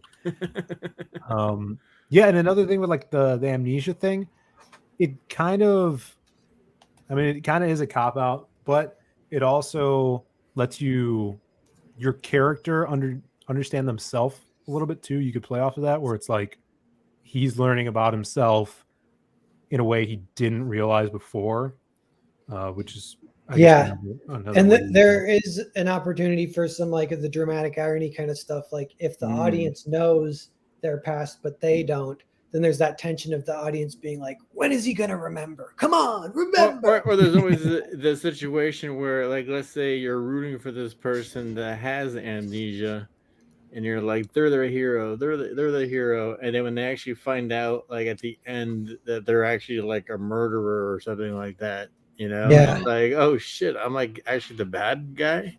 Yeah, Final that's cool. Fantasy style. That's like Silent Hill 2 kind of. Spoilers. Squib says Superman died and came back with a mullet. Yeah, the good old days, huh? Ralph Mack goes on a little rant here. He says, with all due respect to the fans, can't wait for Wolverine to die. He's always been a thorn in my boy Cyclops' relationship with Green Gray. Man, this guy's Ralph's serious here. She's a teenager, you sick old man. Get your own girl. I guess he's saying like the age range here. Yeah. 10 billion years old. He's the Leonardo DiCaprio of the X-Men. Says, never mind, just a small rant. I would have verbalized 25 years ago when X-Men was worth something. Wow. Appreciate that. Wow, everybody's saying Cyclops over Wolverine. That is heresy. Yeah, what's going on with that? That's like some hipster postmodernism. Yeah, that's weird. What did I put here? Embellishes lost her scars.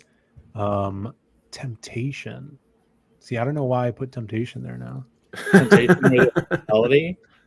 Well, I suppose it's the whole gay vampire thing, right? Maybe you'll give in to temptation eventually, given enough years. I don't think it's that. Like, I'm really resisted this for thousands of years now. Fine. No, I think I guess I'll do it. I'm not going to hell anyway. I think the temptation is, especially if you look at this from like an antagonistic point of view here, the immortality is tempting, right? To live forever, to escape death thing. So that would be kind of like the down, the evil side to this. I'm not sure. But I do like the idea where, you have this character who's, hundreds of years old paired with someone that's a very modern character. And that could play off of each other, and those characters will grow together and learn to appreciate the old and the new, I like that. Gay pyres, they're saying in the chat here now. Slam pies. Oh, that's pretty good. Have you guys ever dealt with writing characters like this? Any immortal characters in your stories?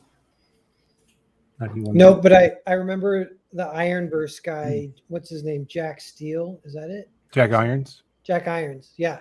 He's immortal. I remember That's right, the immortal cowboy or whatever. him talking about that and how that's a big part of the character. There's a lot, that you've kind of lived through and stuff.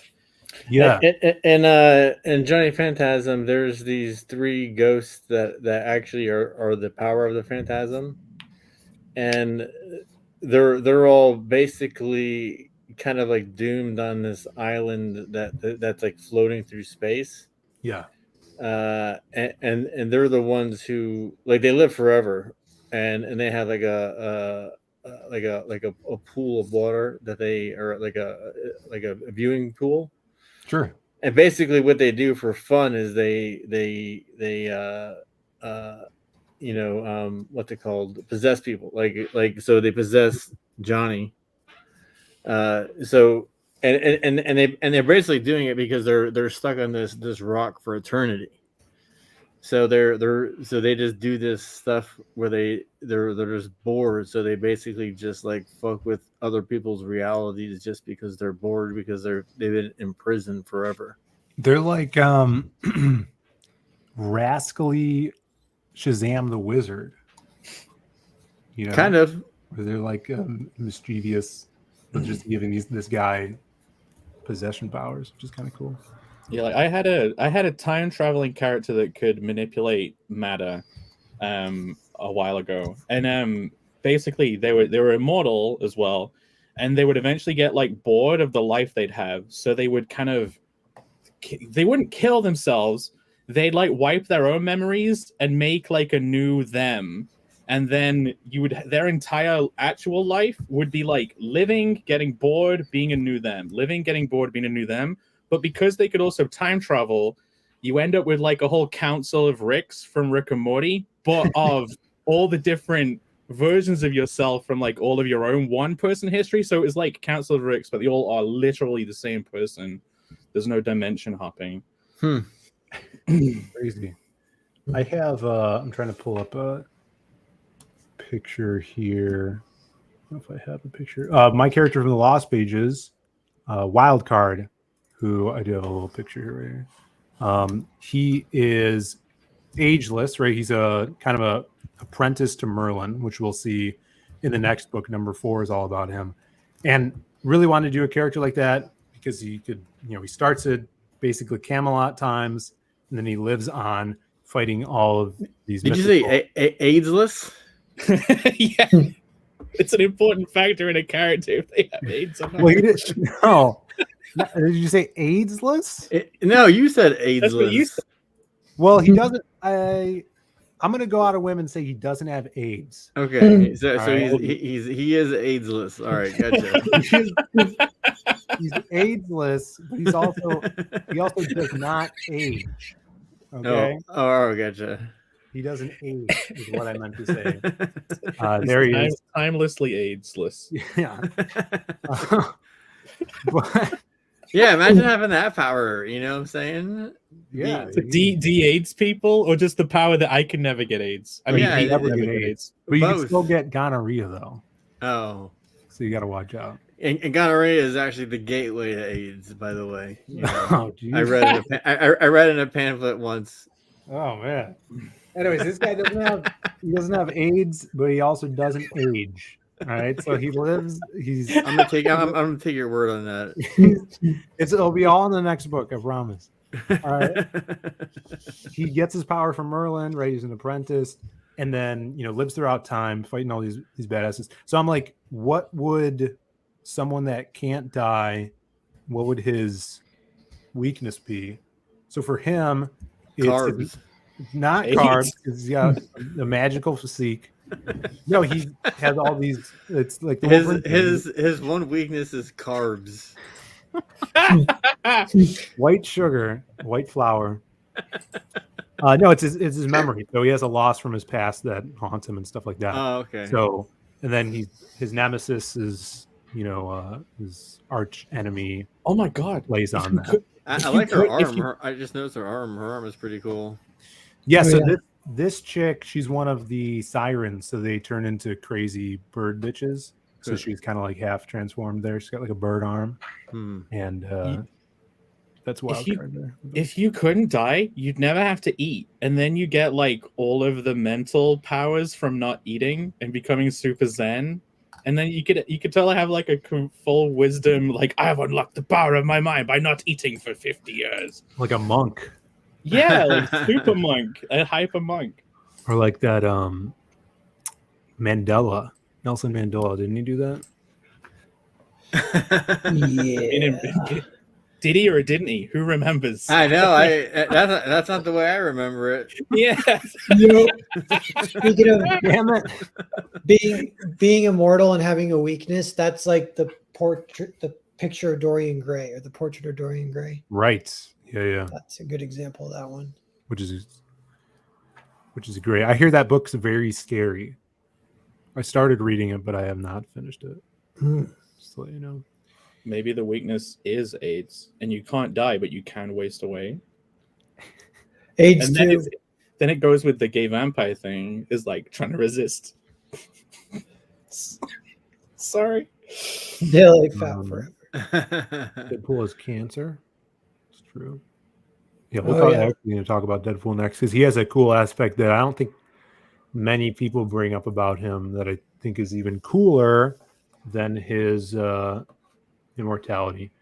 All right, so that's immortality, and this next one plays with that. So this is death as a goal, which we sparsely see this, but Deadpool is an example of this. All right, let's run through this. So death as a goal is as a reward, kind of like if you're an immortal person or you've lived forever and you just see I want to die an honorable death. We've seen that in kind of like sword and sorcery things, or characters that do, and that is kind of revered, right? Death honorably, especially like if you're like a samurai, samurai culture, stuff like that. Or Valhalla even, like Vikings. Right, and that would be kind of like your prize, right? When you do die, you want to die a warrior's death, and you get into Valhalla. Now, I think there is Fury Road, remember Fury Road? Yeah, the Witness Me stuff. That's totally, obviously taken from the Norse mythology thing with the honorable death. In Norse mythology, there's actually two afterlives or underworlds. There's Valhalla, which the warriors go to, and then I know it has a name and it's not Hell, but Hell, she rules the other one where it's the mundane people just go to besides Valhalla, right? All right, so this goal thing, and I brought up Deadpool with this, is probably like, 10 years ago or maybe a little more. They did a Deadpool story arc where he was in love with death. And I thought this concept was awesome because he obviously couldn't be with death because he doesn't die. And there was a whole story arc where it was like this event that Marvel built up that he was tracking down a serum to get rid of his powers so he could die to be with death. The personification of death. And I thought that was a really cool twist on his character and kind of using death as a literary element. So really cool. Something, obviously probably couldn't do that again because Deadpool is done and he's such a big character. I'm sure you could find another way to do it, but just a really cool concept, I thought, having him to be in love with death. Was it Thanos in love with death too? Yes. Yeah, she's getting around. She's a harlot. Where Thanos, death didn't like him at all. Like he was like this simp. Death simp? Yeah, he was a death simp for sure. And then she was just like blowing him off constantly, where he's like, hey, I'm getting all these stones for you so I could kill all these people in the universe so you'll love me. And she's like, whatever, dude. And you're trying too hard, man. I mean, that's literally the motive for the Infinity Wars, that's what it was called in the comics, right? Infinity Wars, which was cool too. I mean, that was a simpy concept, but the original simp, you know. Let's see here. People talking about gonorrhea in the chat still. Nice. Yeah, Once you the start, noise- you can't stop. Helleheim, is that true? Techno gonorrhea, the noisy killer. Uh, The G note. Eric Huffle says the Greek myths have the Elysian fields and the underworld. Very cool. Oh, I forgot to bring this up. Maybe it's on the next one. Like the honorable death thing, right? So that's really interesting because in different myths or different, myths around the world, different cultures have different concepts of afterlife. So in the Greek myths with, the underworld with Hades, I always loved the story of Achilles. Who's obviously this warrior who's unkillable unless he gets, hit in his heel, and which he does, is the best warrior, immortal. So it plays with the immortality aspect of death. And then kind of like, I wouldn't say it's a ticking clock thing because you're not really expecting him to die because he can't, even though he has that one weakness. So that happens. He dies. In Homer's The Odyssey, Odysseus goes to the underworld and finds Achilles down there. It's like, dude, you're Achilles. It's like him meeting Michael Jordan. He's like, dude, everybody's talking about you. You're the best there's ever been on the battlefield. It's an honor to meet you. And Achilles is like, what does that even mean? Like, I'm down here in the underworld. I can't have sex. I can't eat. I'm slaved to just roam around this barren wasteland for all of eternity. And he's like, I'd rather be a slave on earth than the king of the damned. And that, when I read that, it always stuck with me. I was just like, oh, that's so cool. That shows how much life is worth, what the culture they thought, how valuable being alive was, which I always loved. And that's kind of like sums up what the idea of death and storytelling is, to kind of reflect life. If we go to the next slide, here's kind of the wrap-up slide. But yeah, it's something to define humanity when you use death in storytelling, and especially like how the Greeks perceived it really reflected how much they valued life. I always love that through that Achilles story. So yeah. Anything to add? The dead needs to stay dead. That's right. Mm-hmm. When it comes to those noble deaths, there's always a concept I haven't been able to play around with it properly yet, but the idea of the most noble death could be if you have to die in order to fix something, like fix a problem, but you're not just dying, you're removing yourself from existence, so no one will have even remembered you did anything, and like all of your friends would have never even had you in their lives. So it's like you're not even just dying, you're removing all history of yourself, all connection to everyone, but also no memory, no one will ever remember what you did. It's like ultimately thankless, but then to still go ahead with it anyway, potentially the most noble death. Do you have any examples of that? No, I have that in a story of my own, but I've never seen it in a different story. Like A Wonderful Life. Yeah? It's a Wonderful Life? The movie? Yeah, I heard that movie sucks. But do they remove themselves from existence in that? I've never watched it either. Oh no! Yeah, so Wonderful Life.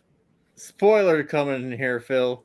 If you haven't seen it, it's like it's Christmas Eve, and this guy he goes to kill himself and jump off a bridge, and an angel saves him, and he doesn't know that he's an angel at first. but he saves them, and he brings them around town, and he shows them what the town would have been like if he never existed. And the town is like just like a mess. It's like there's like drunks, and like it's like there's like casinos on the main street, and everything. It's like a shithole. And it kind of shows like how important, like, because I mean he thinks that like everyone would be better off if he was dead, if he never existed. And yeah, so yeah, I'm surprised you guys haven't seen it. It's a good movie. I'm sure Narball's seen it, right? Narball? Actually, I haven't seen it either. I know it's Holy smokes. I heard that'll that make lists as like the best movie ever. That'll make lists for top 5 or whatever with Godfather and shit. So. It's a Wonderful Life. No. It's the total opposite. When It's a Wonderful Life came out, the critics hated it. It was everybody hated it. But the way it got so popular is Turner bought the rights for it because they actually went into public domain, and the on TV during the holidays, they literally would spam that film. So just from force of Turner's hand shoving it down the American culture's throat, it has become popular. Oh wow, And that's a fact. Wow. well, I mean it's I mean But it might be good. I don't know. It is good. No, I promise it's good. Does it happen in Butterfly Effect? Because I think it did, but I just can't remember exactly. I really don't like it. What about the color version? They colorized it too. That's Jimmy Stewart, right? He's like, oh, Yeah. James Stewart. You know what's really weird? I watched a Jimmy Stewart film. It was an Alfred Hitchcock film, and it's about these two friends that murder their friend and invite everybody over for a party and put the body in this trunk that they use as a table. So it's kind of like a Telltale Heart thing where the body's in the room the whole time. And Jimmy Stewart is their like professor from college. The weird thing about it is the two friends that are the murderers, their names are Phil and Brandon. Wow. Super weird. Where are the bodies buried, Phil? I don't know, my backyard. I do have a backyard now. All right. Wrapping this up. Like I said, the death gives a definition for humanity.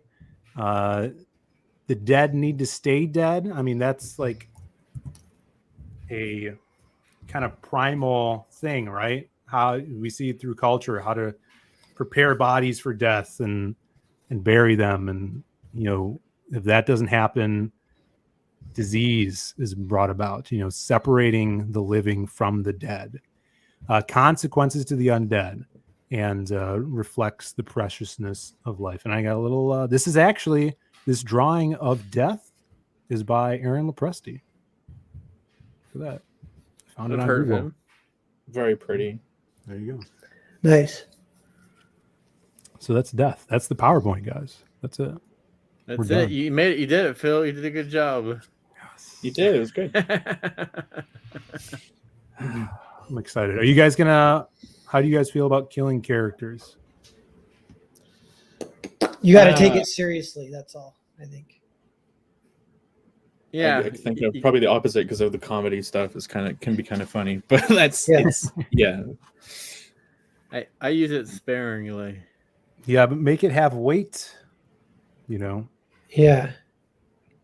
Yeah, you know, I've been down some like animal biology rabbit holes, and there's a lot about death in the animal kingdom.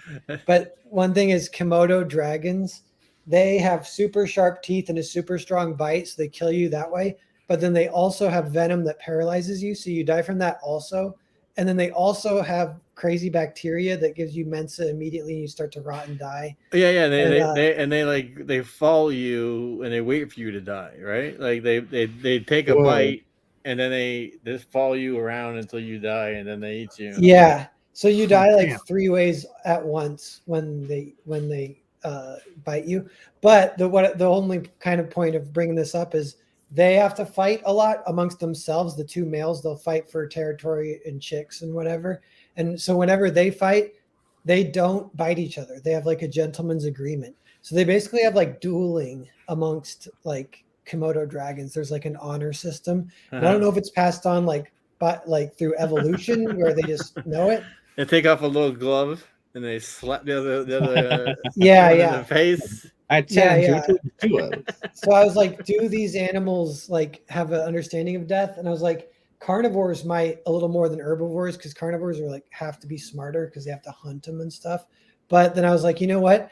Just based on how much they all eat animals while they're still alive means that they might not understand death exactly. Because they're like a crocodile eating a turtle. You're like, dude, kill it first before you like torture it to death while you're eating it alive. You know what I mean?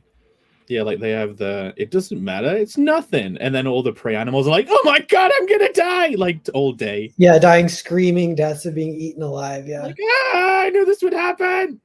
Yeah. We got a little miscreant in the chat here, Noah, saying, imagine not seeing It's a Wonderful Life. Three of us can imagine that pretty easily.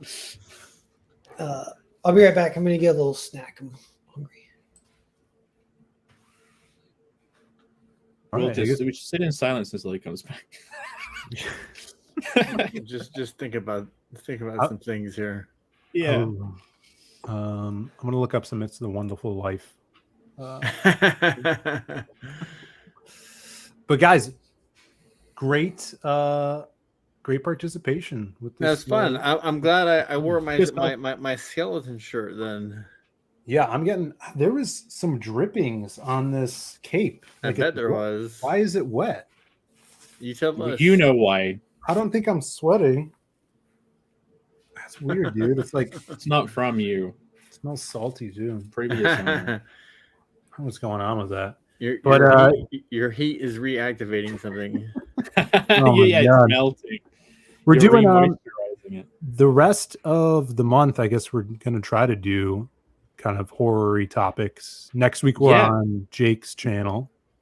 I'm talking about horror as a genre. All of the different, if you distill the horror genre down, the most important elements that seem to be shared across like most horror stuff, and then if you want to copy and paste it, just make your own horror thing. Just fill in the blanks.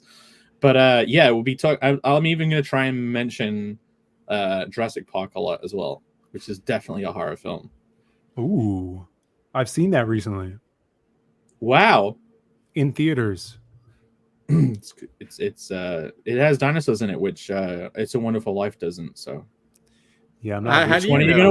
You haven't seen it? I haven't seen it. He didn't mention it. Patrick's like, oh, by the way, there's dinosaurs. There are dinosaurs in it. Jesus, it's got a little bit of everything.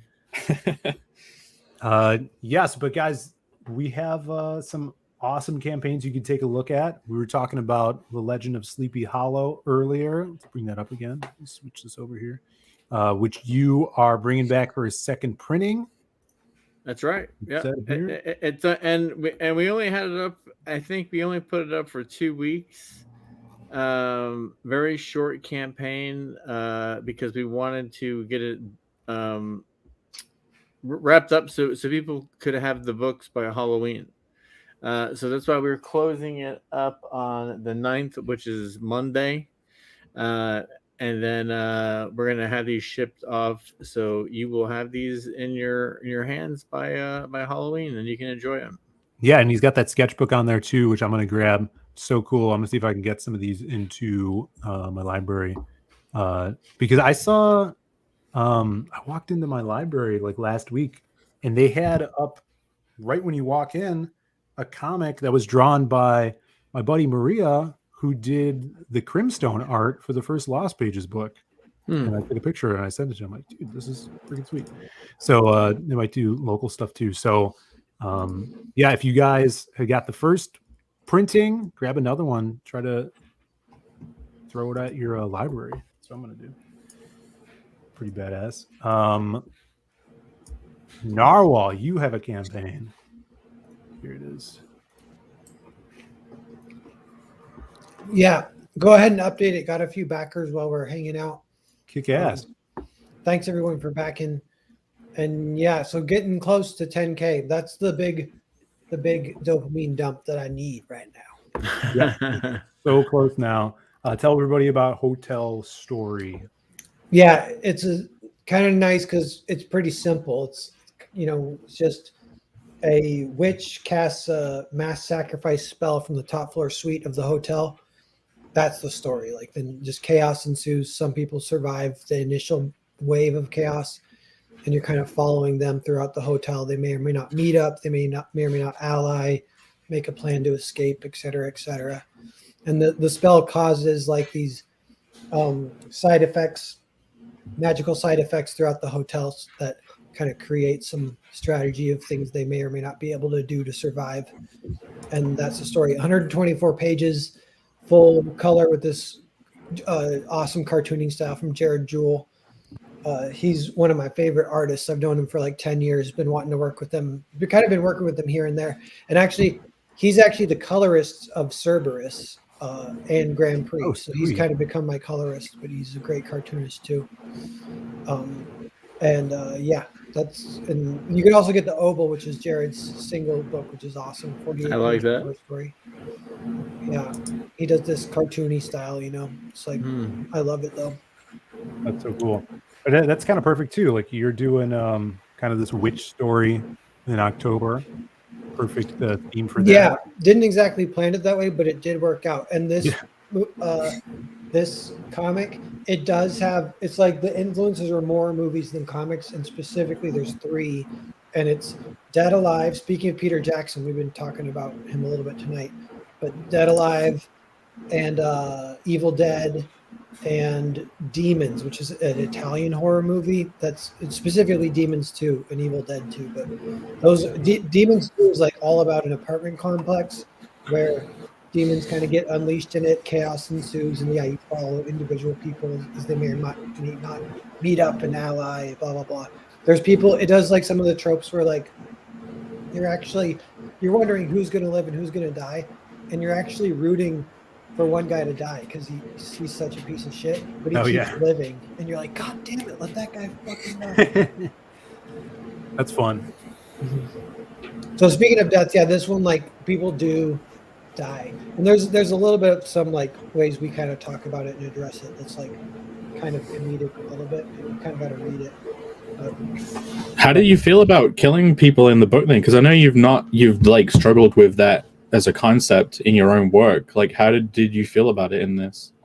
Yeah, well, it gets brought up. I'm trying to think. It's a little spoilery, but what is it? Okay. It's like people who are dying. I guess this isn't too much of a spoil, but there's a way you can kill them if they don't become part of the spell, the mass sacrifice spell. That's a fate worse than death, where you basically go to hell as a payment to a demon. But if you're like killed trying to escape the hotel before the spell, that's like your soul is still like kind of okay for the most part. So it's like you want to die. But yeah, so they talk about that, like they have like backup plans and stuff and everything. But my thing is like she doesn't look evil, so it's kind of more interesting where it's like you kind of want to know more about her. And I know we had complicated emotions writing it because like you honestly kind of end up liking her, and you kind of are sad when she dies, but you're like, well, it had to be that way because you tried to sacrifice the whole hotel lady. So right. Sorry. Yeah, like she's just from the outside looking in. She's been my favorite. Yeah. She's but that death thing that you mentioned, my brain's already firing off with so many cool things. You can't commit suicide because then you would technically go to hell. You can't murder each other because you're taking on that weight, like your soul's taking on that weight kind of thing of like having murdered someone. So there's a whole like, what do you do? That's a really interesting catch-22, man. Yeah, you know what? This isn't in the book, but there's a way that they talk about and address that, what you're saying. But one thing that you might do is like draw straws to be who's the guy who's going to kill everyone. Because then that guy does go to hell, but then everyone else. But that person is technically like taking on that sacrifice in order to prevent everyone else going to hell. So it's technically a noble act. So would they go to hell for it? Yeah, that stuff's kind of fun. That's like even this is a little bit different, but in firing squads, they always load one gun with a blank bullet. but they don't tell you who, so that anyone in that firing squad can believe that they were the one with the blank bullet, so they can wash their conscience or whatever. Is that true? Yeah. Never heard of that. Yeah, it's kind of crazy. That's weird. It's kind of the point of having the whole squad instead of one executioner, right? Yeah. Did they do that with Did they do that with normal executions too? They have a bunch of people press the button, and it's like, who knows the real button? Yeah, they might have something like that. I'm trying to remember where they try and dodge like going to hell for killing someone. All right, I went to bluedickaxe.com. You went to the proper URL. By the way, Phil, if you unmaximize the window, you can actually fill the screen with these things. Yeah, wow. Yeah, this is Connell the Barbarian. You've heard about it 10 billion times already. It's the comedic fantasy that follows the titular character Connell as he inserts himself into yet another crazy adventure. The first that we see, but one of many from him. But yeah, you can sign up. You can go to either connellcomic.com or bluedickaxe.com, which definitely doesn't indicate what his special mystery ability might be, which has totally not been revealed yet and is definitely not part of the plot of the first issue. It's a complete mystery. But yeah, I've had loads of good feedback on my layouts, and I want to start drawing the actual pages soon. And I'm gonna try. I'm thinking about doing a preview book now of both this and the Drake Bristle book for Vegas, because I really wanted to get a book out for Vegas. But basically, I'm going to try and work on both. I don't want to have to wait to get Connell out. I really want to start on it. I mean, I have started on it, but I want to get it done. So I don't want to wait until next year's Cocktober to launch it. That would have been perfect. Imagine if I'd launched 1st of Cocktober. It would have been great. But yeah, sign up. I think we're like nearly at 160 signups. I've had a couple rolling in recently, which I'm very grateful for. Thank you to everyone who signed up already. I really appreciate it. It's my first book in the scene. So yeah, and thank you very much for everything. Hell yeah, man. This looks awesome. And the pacing and layouts look really, really cool. It's super fun. You guys are going to have a blast with this one. Yeah, like it's people look at this book and they're probably like, oh, is this going to be trashy? That's kind of the setup. You think it's going to be trashy. Yeah. It's like setting expectations. It's usually when I mention it and people are like, oh, you mean this is going to happen? And they'll mention something really crass. And in my head, I'm like, that wouldn't happen in that world. It's not like that, but it's okay. It's okay. Heartwarming tale. Heartwarming. For someone. Some things will be warm. Robbing. And then of course I'm doing the Lost Pages 3, getting new pages in all the time. Just got a new page in today. This is some colors. I think I've showed off a little bit of this, but this image of Krim is like one of the favorites. This is so awesome. Like it's totally everything I love about this book. And this scene takes place inside of Jasmine's head. So Krim is now in the imagination world. The big bad guy in the back has taken over her mind because she's been like sedated. As you see, she's getting stuff injected into her and sucked out of her and stuff. So she's kind of losing her abilities, and he's got to clean up shop in her mind. So he remembers that he's in this imaginary world and he can do whatever the hell he wants. So he makes big ass 90s machine guns, starts blasting away. So much fun, and I can't wait for you guys to see this whole book. It's 82 pages. We are about 20 pages away from being done, so super excited about this. And if you guys dig this character and have read the previous stuff, we're gonna have a big announcement at the end of the month for Halloween. I guess probably on Halloween, maybe around that time. Doing Krim latex masks. No, that would be crazy. Eric Huffles could probably do that, but it's true. Yeah, he's a master. We're gonna announce the next project that this character is going to be involved in. So soon after we get these books out to you, you're going to be able to probably back another project that has this character in it. So I'm excited to talk more about that because I'm in early development with that stuff and just getting stuff in and layouts. Really, really pumped to show that off. It's going to be horror based, so it's perfect for the season. Plenty of horrors. And water. Exactly. So thanks for backing this, getting us past 40K. Everybody's getting that Roquefort card. And if you guys haven't, tell your friends. All right, I guess we could do second half time. Do you have the cat video? I might. Patrick, I don't if you're unfamiliar, we do kind of like a little hangout afterwards. So you could leave, you could go, but we usually play this stupid cat video, and I don't have it. So the high effort half, and then the second half of the show is a lot of awkward silences, a lot of working on things and talking about Napoleon, stuff like that. Here, this is actually the one I play when we do the second half. So everybody stick around if you want to hang out for a little bit more. I have an excellent idea. Let's change the subject.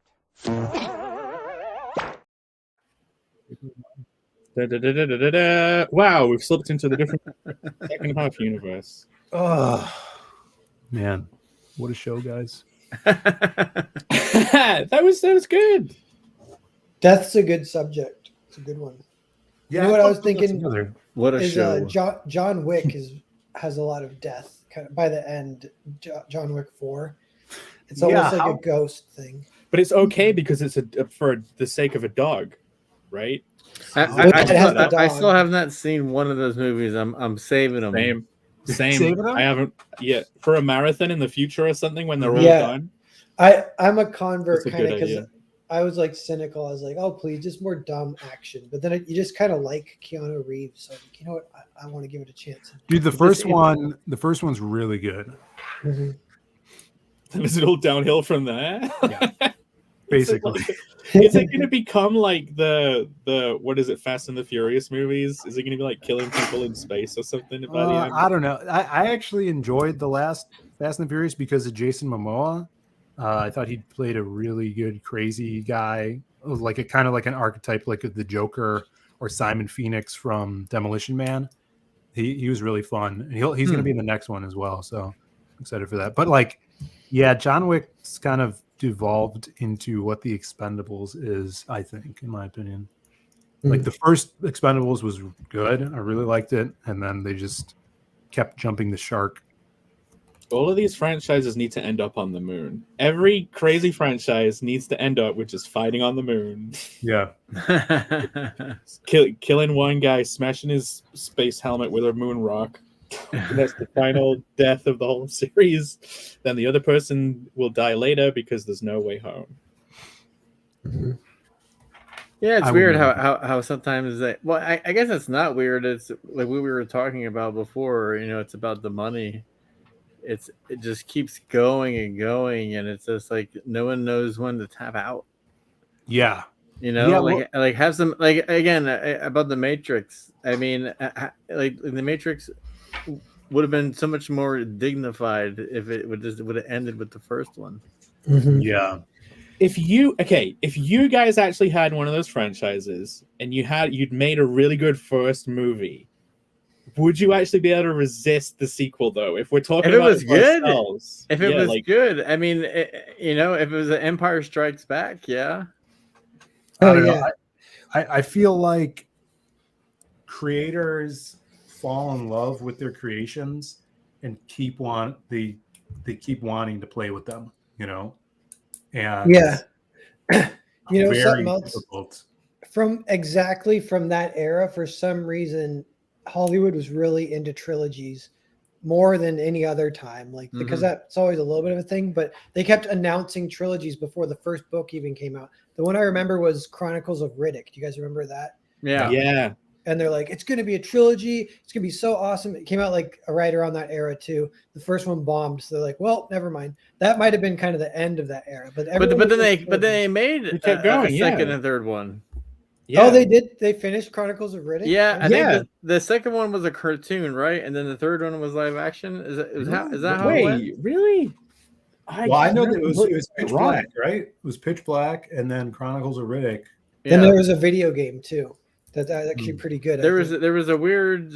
I forget what there was, but there was something weird with one of those movies. Pitch Black, and then I think there was an animated thing, and then Chronicles of Riddick.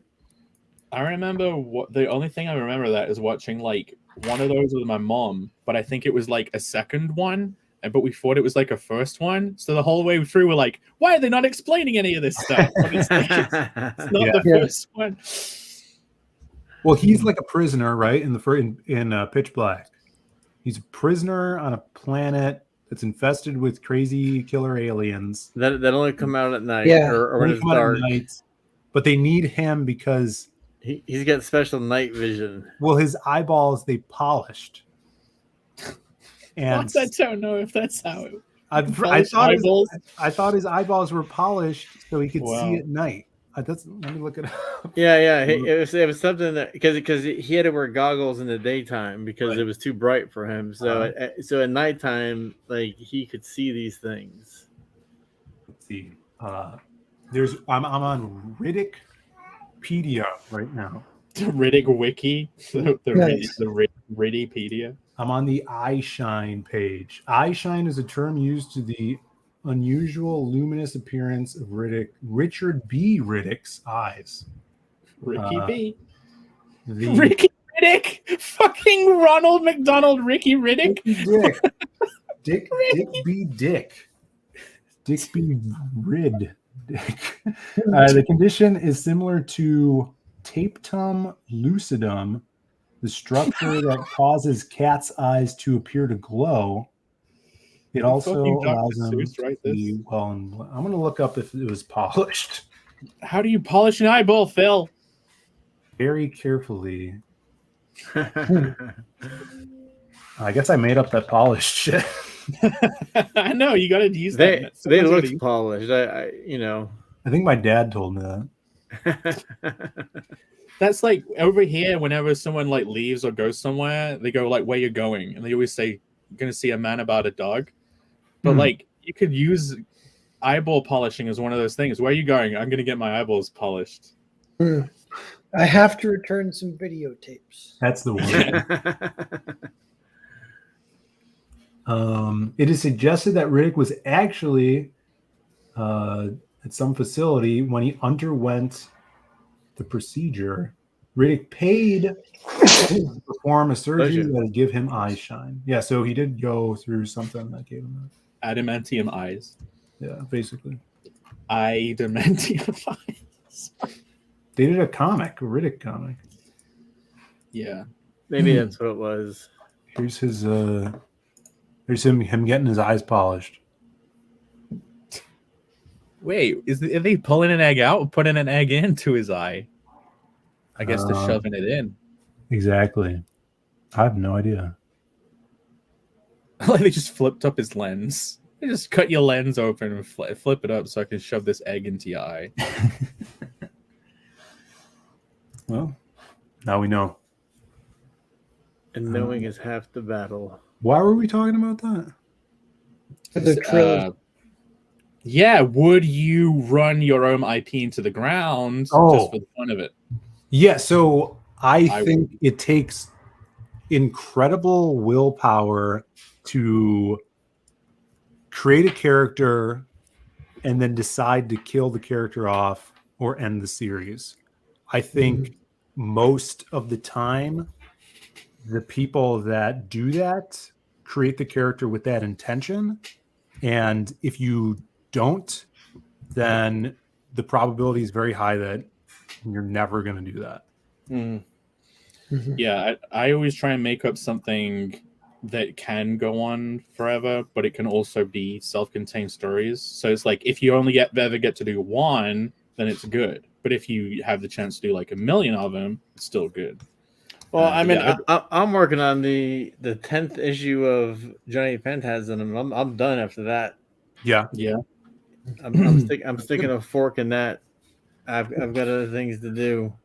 Yeah, I mean that's another thing too, right? Where I was talking about this last week with my brother on Diaz Brothers show. It was like the kind of the IP overload aspect of I would say indie comics and specifically CG. There's a lot of IPs.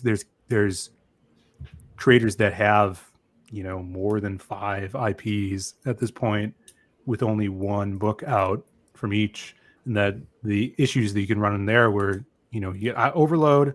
You also run into an issue where your audience only has one thing to latch onto, and then there's too many other things, you know, so you don't form a connection with the reader base and that character. You know, and just Mr. Biggins always talks about, it's like, finish the fucking series, you know. He's always telling me, like, and we're gonna get to that point, but especially the way we're formatting our stories and crowdfunding, it takes a while to put one book out, so you're gonna be taking a while to complete some series or story arcs, you know. Kind of the place we're in right now. Yeah. But we'll get there. Don't worry, Biggins, we'll get there. Yeah, I actually really like the idea of working on one thing for like 10, 15 years. I think that's just a personality type. You know, you're like, I've kind of realized that I like making a situation and then like settling in it for a bit. And then if it ever like changes, I'm like, what's going on? And you can, if you're making a comic series, I suppose that can work for you. Because you're like, I could spend the next 10 years doing this. That'll be great. And then it's 10 years later and you're like, where is my life gone? Yeah. Yeah, I mean, hopefully it was worthwhile too. Yeah, but I mean, that's you could argue that that's partly a reason for the success of manga. These creators working on a series for 10 years or more. I'm a little envious of Pete Samedi with King Cryptid that way. He's got one character. He's going to do 100 issues. Like, you're going to be able to do a lot of cool stuff. How many issues is he on right now? I think he's going up to 9 or something like that. Yeah, maybe 9 to 12, I think. I'm not sure. We'll talk to him when he's at 50 and see how he feels about it. Yeah, that's true. That is true. But yeah, I wonder about that manga aspect of things. Do the creators come up with an idea and story, and if it doesn't land, do they move on to their next one? And then when it finally lands and they're like, okay, now I got to stick with this for fucking 25 years. Well, they don't even get to choose it sometimes. So like they'll make up, like often it starts with like a one shot. They'll do that. And then if that does well, because it's all reader surveys in the back of the magazines, right? They have anthology magazines, reader surveys. And, you know, they start off with a one shot, gets good feedback, they can develop into a series. But if it doesn't do very well, it even gets cut before they want it to. You know what I mean? Like they could really believe in it and it could like get shelved. But then, you have I guess, One Piece and Naruto situation. I swear one of those creators, one of them loves going... It gets to a point where they might not even have a choice if they can end it. You know what I mean? And it's the creators of Death Note. They were like, if we're going to do this, you have to let us end it. Like, I think they were one of the first ones that were like, you have to let us as the creator actually have an end to our series. Yeah. So they could tell the story that they wanted to. There's a weird online book called Homestuck. Yeah. And Homestuck, like my daughter is into it, and it's kind of like that. Like, it's like, I mean, it's infinite. Home is Odyssey for the internet. It's infinite. Like, it seems like it goes on forever, and basically what it was is just the fans just wouldn't let it end. It is because a lot of it was like fan interaction. Yeah. And they just wouldn't let it end. Whenever I see a Homestuck cosplayer at a convention, I just turn the other way. I know. I had some funny, because like my daughter, she started getting into cosplay, and she, like, her and her friend wanted to go cosplay as a Homestuck and just go to the mall. Oh. So I took some video of it just because it was just like the most hilarious thing. Yeah. I put Saturday Night Fever music to yeah. it, like dun, dun, dun, dun, dun, Yeah. like this, like them like panic walking. Hilarious. Nomad says long story is only good if it's good, but if it's long and it's good, it's real good. That's what she said. Yep. That's what, I think from whenever my next creative block is, I want to do long and short, or like long stories, short stories. Yeah, I mean, imagine if like Jim Lee and Chris Claremont like did X-Men for like 10 years Together, Yeah. You know what I'm saying? Like imagine like seeing that on a shelf. You know what I'm saying? Yeah, Like well, that like that would be something. How many years did Claremont write X-Men? Hell long, but he He had did different it art. for a while. Well, I mean, Andy picked up after Jim left, and Andy did it. I mean, Andy drew it for a long time. Andy drew it for like 5 years. I think he only missed a couple issues. Well, I just looked it up. It says Claremont wrote X-Men for 16 years, 16, 17 years. Yeah. Crazy. But I mean, Yeah. imagine having like the same team just nailing it out, like just how that would look on a shelf, but just continuity. That'd be solid. And being able to plan ahead for that, if you knew you were doing that for that amount of time too, the kind of stories you could plan. Right. Yeah. Something. This all could be like in that next presentation, but One Piece is like super long running manga, super well selling, and one of my old roommates was watching it, and it was like his goal for the year was to watch all the One Piece. So he was watching like 2 episodes a night, or you have to actually watch like 3 a night to even do it because it's over 1,000 episodes. And I watched some of them with him, and I noticed like it's almost impossible to do one story kind of per se for the whole 1,000 episodes. So they do these huge arcs, kind of like Berserk does too, where they say like the golden arc and then the blah blah blah arc. Yeah. But then the arcs themselves are super insane and epic. And One Piece is like that. Yep. It's kind of cool. Well, you'll fall into one and you're like, man, this is freaking awesome. But one thing they do is they kind of do it where the crew, Luffy and whatever, they kind of like Mad Max style almost. They fall into another story, and that story happens to be like Lord of the Rings or whatever. But then they're in Lord of the Rings kind of. And there's just this epic story plays out with huge backstory, character lore of its own, and they just have to be agents within that story kind of. And he does that over and over again for 1,000. He can go on forever kind of. But each one is like so long. Some of them are really really long, and some are just medium long. But that's kind of one formula way to do it, I think. But I love being able to plan those huge arcs ahead. If you do it ahead, I mean, sometimes it's like you don't know where it's going. You start it off. I mean, when I started doing Johnny Phantasm, I was doing 12-page ash cans that I was selling at conventions. And then, my first crowdfunder on Indiegogo with CG was to put a collection of them together, Yeah. Mm-hmm. And then so if you read those first 3 issues, they're kind of choppy, and people have kind of asked me like, what were you think? Like later on, everything makes so much more sense. Like what was the thinking in those first 3 issues? And those first 3 issues was, we were just trying to get to the next one, and we were just trying to get the book done. We just wanted to have a book done for like New York Comic Con, or we wanted to get a book done for MechaCon. And then it wasn't until 1985, especially when 93 came around, when I was like, all right, we can sit down and do these longer stories. Yeah, I mean, 2001 and 2012 compared to like 1977, they make so much more sense, because it's like, okay, long format story here. We have 48 pages, not 12 pages, Yeah. You got Maddie in the chat. What's up, Matt? Good to see you. Matt Fowler in the house. Actually, I have a new page right here that I just finished. Oh, nice. Pick it up. Oh, shit, look at that. Do the chains.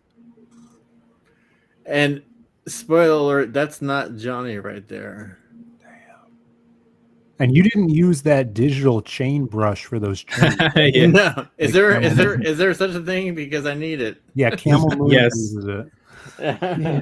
Yeah, That's awesome. I've kind of gotten into drawing chains, doing some Dale Keown reference, doing some Todd McFarlane reference Oh, for sure. on how to do those chains. Yeah, that stuff's awesome.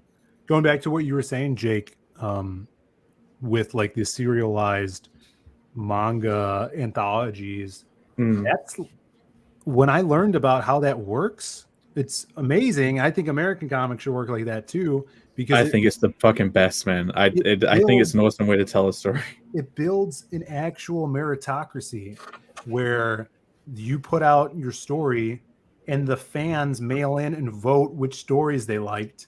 And the ones that get no votes get cut by the publisher. And that forces a creator to make the best shit and keeps them on their toes. It's the friendly rivalry stuff, like the friendly rivalry that ends up being in the stories. Like they're going for it whilst making it too. Here's another cool layer to it: the stuff that's doing the worst is at the back of the book. It's at the back of the magazine as well. So it's like everyone knows if something isn't doing so well. Yeah, it's cutthroat and obviously makes for really good stories. And the publisher actually runs things like a business. There's no ESG shit and putting stuff out just to put it out because they need to tick boxes. You don't just have the competition between the creators, you have different pools of like sub editors. So it's like you have competing cabal teams, editing teams, and they're like fighting over each other to find the new talent as well. Yeah, and they have to like go to the big meeting to compete with each other for who's going to be placed and who's going to get cut. So like it's competition all the way down. Yeah, that's awesome. How things should be. I feel like that's the only way to really have merit-based media. A little bit of competition. Yeah, oh, definitely. But also, but at the same time, it's hard to do now because you have other things influencing you. Like I don't saboteurs. I mean, well, like in the manga industry, how like public are these artists as like public figures and stuff? They don't have to be, right? You know what I mean? No, like some of them could be completely anonymous as well. I think they actually changed the law recently where mangaka can't be anonymous anymore, but I don't know enough about that.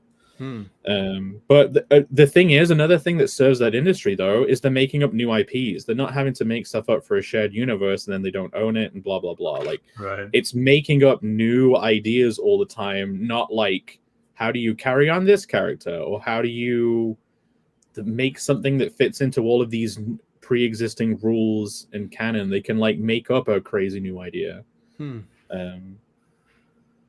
Yeah, that's cool. I mean, and that promotes original creativity instead of being like, oh, you got to come here to make it in this business and work on this character and lend your ideas to lift us up, this corporation, Yeah, the ownership of their own IPs as well. Like, of course, they're going to put effort into making something cool because they're going to own a piece of it. Yeah.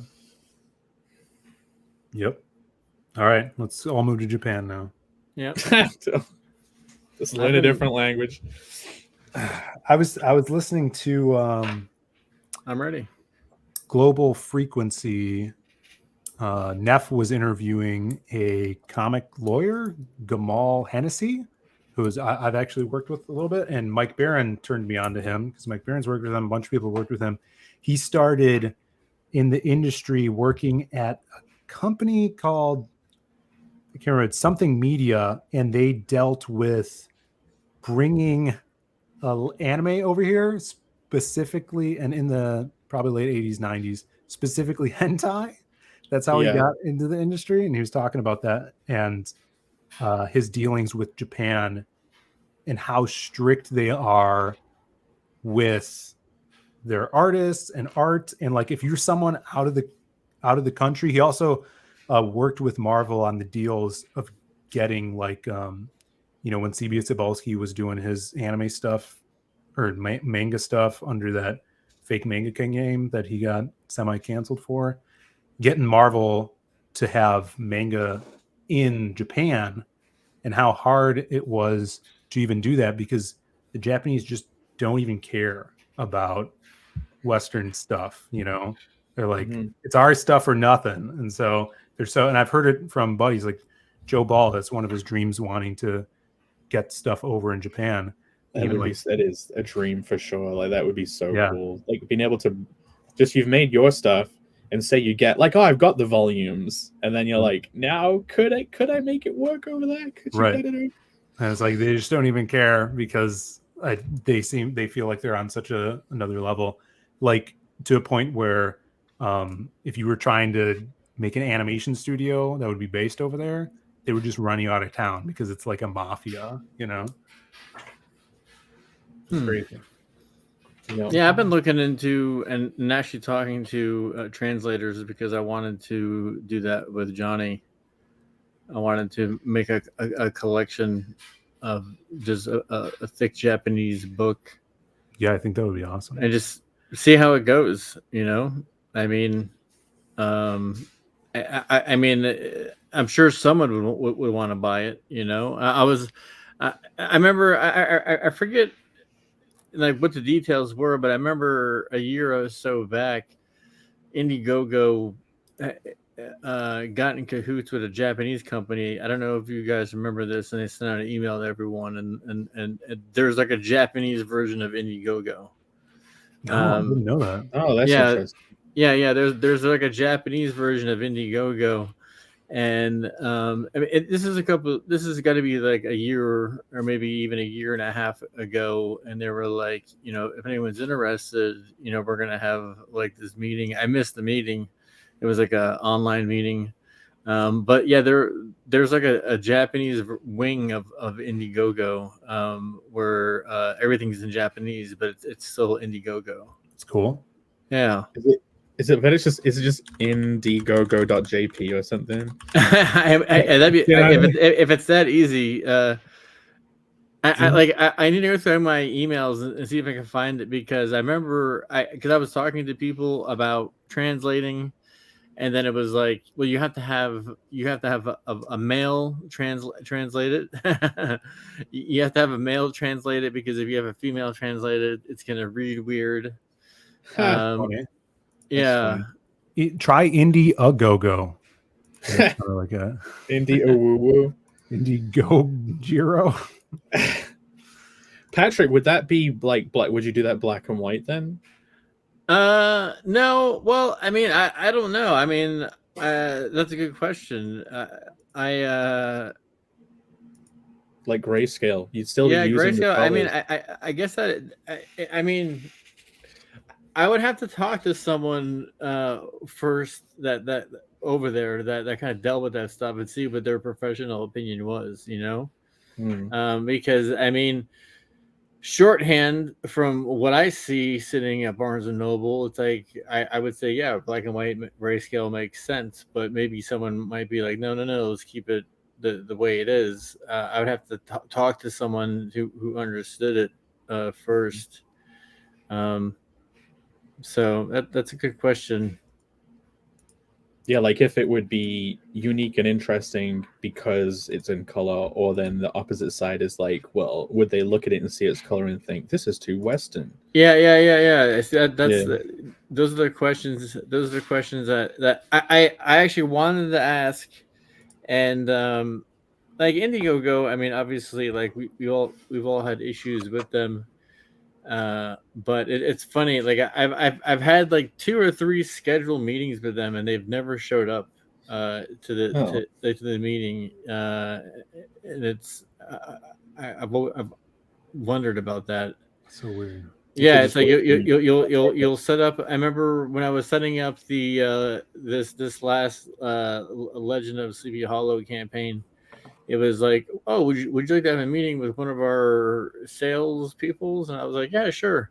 So like I set up a time, I picked a time slot, and I was sitting right here, and I clicked the link, and the person has never showed up. And I was like, oh, okay.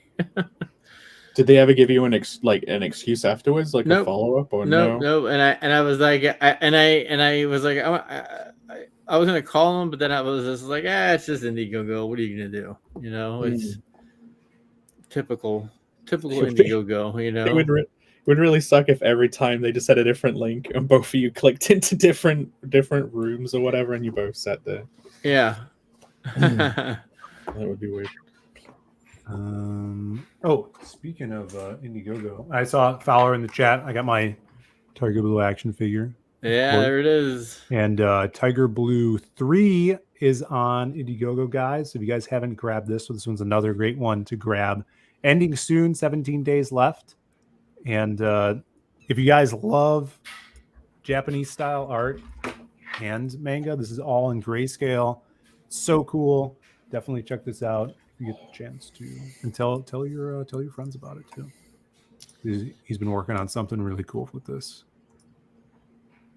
I think it's really fun series. Yeah. Tiger Blue is a gem. Fowler and Jose are killing it. Yeah, super fun. If you guys, and I love too the old school kind of like trailer they put together, and all the, I think Dying Days of YouTube did that as well. Just super fun. Like looks like you muted it. Yeah, well. Oh, you don't want to play, or yeah, we can. I was just gonna talk over, but yeah, that's neat. That's really stylish. Yeah, that's super fun. I love the animation too. I want to do like a motion comic thing eventually. Yeah, I've been thinking about the trailer I want to do for Connell, and I'm thinking because I want to make it more animated than usual, but still find a way to make it really efficient. That'll be good. It's going to be fun threading that needle. Yeah. This Tiger Blue 3, it has a really cool kind of cinematic, minimalist, simple plot too. Like, kind of like Hotel Story. So it's a sister book to Hotel Story. So do a double feature, back them both. Yes. Tiger Blue. Yeah, and I know we were talking about this the other day, Pat. Like the video game idea thing. I think that would be so cool, and a lot of characters lend themselves to something like that. Crossing media could serve to reach out of our fan base as well. Oh yeah, absolutely. I mean, if we could get like an app fighting game for like kids. Yeah. I mean, and it's like if I like it's like I've talked to other creators about this before, and everyone is always worried about the logistics of it. But if we could somehow get past that and put together like a Capcom versus Street Fighter type game, yeah, and because my daughter plays the shit of those type of games, there's a bunch of them, and they're all this. It's all this tapping, It's not even like what do get moves like forward, quarterback down, a high punch. Yeah. It's all this tapping. Yeah, like a mobile thing. That'd be. But it's like all those games that she plays. It's like those are the toys that she wants. Those are like the books that she wants. They all kind of first manifested from some type of digital medium. And I mean, for me, as soon as I get through this hump, like I've got a hump where I just wrapped up Last of the Seekers. Do I have a book around here? I do. Just wrapped up Last of the Seekers, and as soon as I can get Johnny wrapped up, I gotta do Zorro real quick. It's in black and white, so that should be fairly quick as well. But as soon as I get that stuff wrapped up, I kind of want to focus on still, I mean, obviously still doing comic books, but I wanna focus on doing some other type of media to kind of reach out. You know what I'm saying? Like the same reason why I did toys. With CG was I was trying to think. What can I do? Like what could be my part in this? Like we all have our strengths, and I was like, I like toys.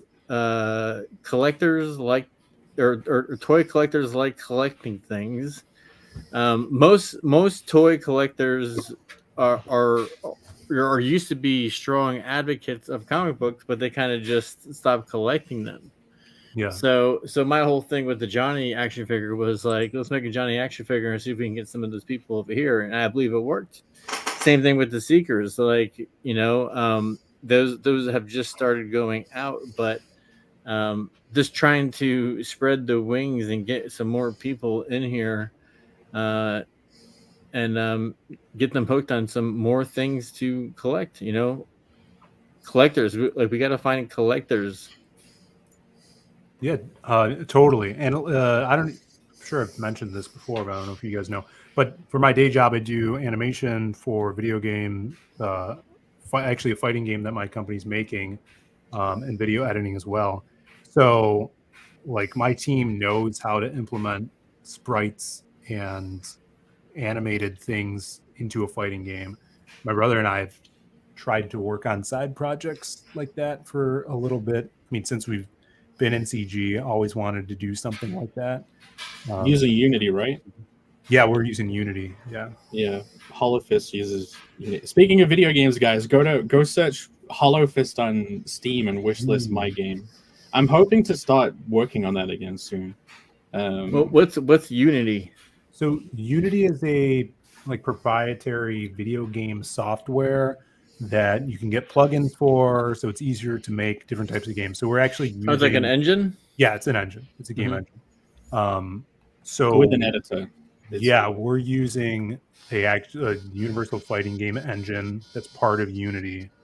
Sorry about that. Works very well with sprites. So if we had art, we could implement that. And actually,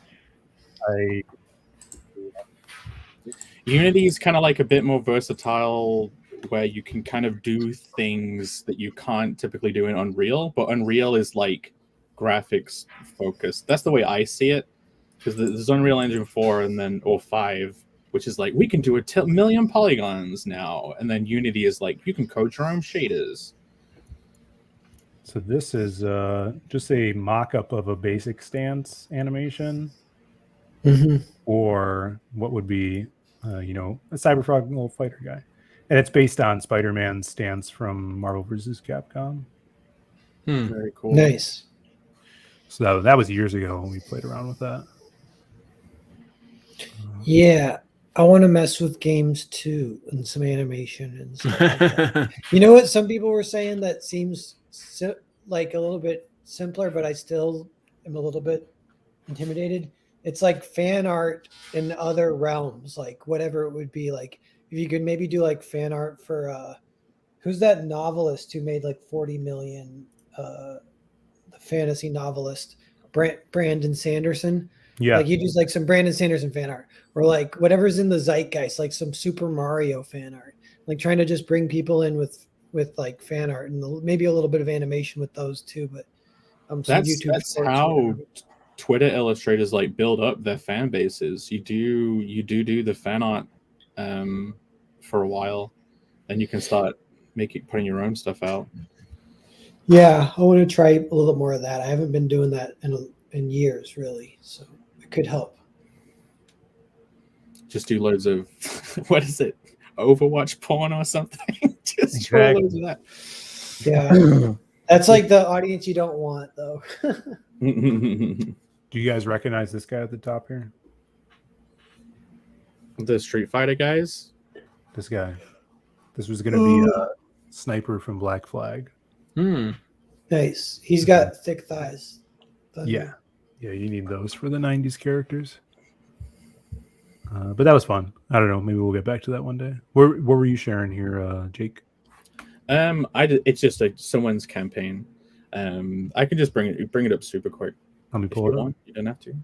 But yeah, I'm a fan of Harry Partridge, and he's been working on a comic too that he just released like yesterday. It looks awesome. Today. No, yeah, he's doing the Barbarians comic, which is like his animated series, but he's finally doing like a graphic novel. It's like a 90-page thing.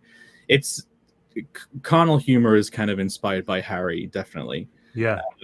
But yeah, like, so I just wanted to bring it up super quick, seeing as it came out today, and I thought people might want to check it out. So it's just Starbarians 1 on Indiegogo. Look at these pages. It's doing pretty good for coming out for today. Damn. Yep. He has a big audience, but I just wanted to like.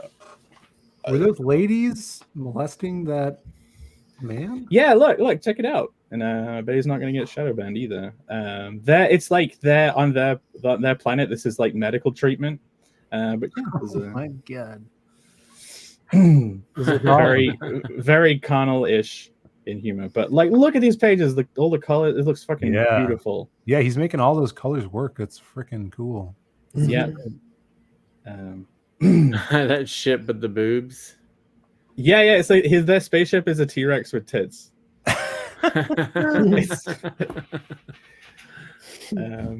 But yeah, it follows the adventures of like Kilgar and Hogstrong, and they're